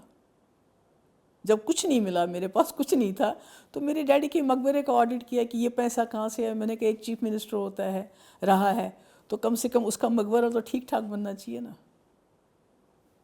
एक सवाल ये भी पूछा जाता है कि आप इतनी महिलाओं की हिमायत की बात करती हैं, प्रदेश की पहली महिला मुख्यमंत्री हैं, आप ऐसे कानूनों को क्यों कंटिन्यू कर रही थी जो प्रदेश की बेटियों को बाहर शादी करने पर उनके हक से वंचित करती ये है? भी गलत फहमी है लोगों का। आपको पता होना चाहिए 2004-5 में हाई कोर्ट का एक फ़ैसला आ गया कि अगर आप इसको कानून बनाओ, इसके ख़िलाफ़ कानून पास नहीं हो सका उस वक़्त। तो ये तो कानून ही नहीं था कि जो बाहर शादी करेगी उसको प्रॉपर्टी नहीं मिलेगी। तो हाई कोर्ट ने पहले ही ख़त्म कर दिया था 2005 में ही। प्रैक्टिस होता था ये? अगर कोई चाहता अपनी बेटी को प्रॉपर्टी देना तो उसको कोई रोक नहीं सकता था, कोई नहीं रोक सकता था। पर अब भाजपा तो ये कहती है कि वो ये कानून लेकर आए हैं। भाजपा तो आपको पता नहीं, अभी तो उन्होंने ये रिजर्वेशन बिल लाया, कितना बड़ा मजाक है औरतों के साथ। आप कहते हो कि मैं चेक लिख रहा हूँ तुम्हारे नाम पे, उसको जेब में रखा, अभी देखेंगे 10-15 साल के बाद जब होगा फिर मैं आपको दे दूंगा। इससे बड़ा और भोंदा मजाक क्या हो सकता है औरतों के साथ? मुझे बताइए। आपको लगता है कि महिला रिजर्वेशन में नहीं, महिला ओबीसी के लिए अलग सीटें आरक्षित होनी चाहिए थी? मैं कहती पीडीपी का क्या स्टैंड है? मैं कहती हूँ कि जो इसमें एक तो पहले औरतों को आरक्षण मिलना चाहिए। 33% प्रॉमिस कर दिया। पहले वो तो अभी भी हो सकता था। 2024 के इलेक्शन में क्यों नहीं किया उन्होंने? क्योंकि डिलिमिटेशन नहीं नहीं, हुआ है। डिलिमिटेशन बाद में करें, अभी जो आपकी 550 सीटें उसमें हिस्सा दे दें। देखिए गौरव जी, इस वक्त हमारा मुल्क विश्व गुरु तो नहीं बन सका, मगर हमारे मुल्क के ख़िलाफ़ एलिगेशन है कि ये दुनिया की बलात्कार की राजधानी है। अगर आप देखें, it is known as the rape capital of world, ये एलिगेशन लगा है। तो जहाँ औरतें सुरक्षित नहीं हैं, जहाँ औरतों के साथ इतना अत्याचार हुआ, आपको याद है जब निर्भया का केस हुआ था, पूरा मुल्क हिल गया था और पूरी यूपीए की सरकार, डॉक्टर मनमोहन सिंह, सोनिया जी, राहुल गांधी, सब घुटनों पे आ गए थे। आज देखिए कितने कांड हो रहे हैं हमारे मुल्क में, मणिपुर से लेके पहलवान बच्ची से लेके कल का उज्जैन का वाक़ा लेके, इससे पहले यहाँ यूपी में अभी हुआ है, वहाँ मियाँ बीवी ने खुदकुशी कर ली, पति और पत्नी ने, क्योंकि बीवी का रेप किया गया हस्बैंड के सामने। अभी यहाँ हरियाणा में 4 लोगों ने 4 औरतों का रेप किया घर के अंदर जाके। आप ये कह रहे हैं कि देश में महिलाओं के खिलाफ जो हिंसा के आंकड़े हैं उसका सरकार से सीधा संबंध? कुछ नहीं, मतलब कि कुछ करते ही नहीं ये लोग, छोड़ देते हैं। जब आप रेपिस्ट को छोड़ दोगे, राम रहीम को, कि आपको वोट मिलने हैं, जब आप पहलवान बच्चों के मेंबर पार्लियामेंट को इसलिए छोड़ रहे हो क्योंकि यूपी में आपको उससे वोट मिलने हैं, तो आप क्या इंसाफ कर सकोगे? आखिरी सवाल, महबूबा मुफ्ती चुनाव लड़ेंगी लोकसभा का? देखिए वो तो पार्टी में देखिए कि किसको मैंडेट मिलता है। मैंडेट का है ना, अभी तो मैं यहाँ आपको नहीं बोलूँगी ना कि मैं जी पार्लियामेंट की, इसका मतलब मैंने फैसला कर लिया कि मैं ही कैंडिडेट हूँ। आप करता धरता है अपनी पार्टी की, आपका फैसला आप ही को करना है। नहीं, वो हमारी पॉलिटिकल अफेयर कमेटी है, वो बैठती है, क्योंकि हमने एक कैंडिडेट का तो क्या वो महबूबा मुफ्ती की मर्जी के खिलाफ जा सकते? नहीं, जा नहीं सकते। वो फैसला करेंगे ना, उसमें राय लेंगे। I will make it simple for you. Okay, मैं पार्टी की अध्यक्ष महबूबा मुफ्ती से नहीं, पार्टी की कार्यकर्ता महबूबा मुफ्ती से पूछ रहा हूं, क्या वो चुनाव लड़ना चाहेंगी अगर उनकी पॉलिटिकल कमेटी कहे तो? नहीं, अगर पॉलिटिकल कमेटी कहे तो मैं कैसे भाग सकती हूँ उससे? वो तो फिर जिम्मेवारी होगी ना पार्टी की। और सीटों के बंटवारे का कोई फार्मूला डिस्कस हुआ है फारूक अब्दुल्ला से? नहीं, कोई, मैंने वहाँ बोल दिया था, जो हमारी मीटिंग हुई थी इसकी, वहाँ इंडिया अलायंस की, मैंने वहाँ पर कह दिया था उनको। भी कहते हैं अभी भारत बोलना चाहिए, इंडिया बोलूँ, हिंदुस्तान बोलूँ, हालांकि मैं समझती हूँ माँ को जिस नाम से बुलाओ माँ माँ रहती है जी। तो वहाँ मैंने कहा था कि फारूक साहब हमारे सबसे सीनियर लीडर हैं, ये जो फैसला ठीक समझेंगे करें तो हम फैसले के ऊपर चलेंगे। सारे गिले शिकवे दूर हो गए फारूक अब्दुल्ला से? नहीं, ये तो चलता रहता है। अब तो ये कौन सी मतलब वक्त है हमारा अपने एक दूसरे के गिले शिकवे करने का? हम बहुत मुश्किल दौर से गुजर रहे हैं, जम्मू कश्मीर भी और मुल्क भी। तो मुझे लगता है इसको अगर बचाने के लिए, आइडिया ऑफ इंडिया को बचाने के लिए हमें पुराने गिले शिकवे दूर करने पड़े, भूल जाने पड़े, तो अच्छी बात है। फौरी तौर पे। बिल्कुल। आप सुन रहे थे महबूबा मुफ्ती को। जमघट की ये बातचीत यहीं पर रुकती है। इस पूरी बातचीत के बारे में आपकी जो भी राय है कमेंट बॉक्स में ज़रूर बताएं। संवाद का सिलसिला और नेताओं से आपके हिस्से के सवाल पूछने का सिलसिला यूं ही चलता रहेगा। आपने इतना वक्त दिया, बहुत बहुत शुक्रिया। Thank you.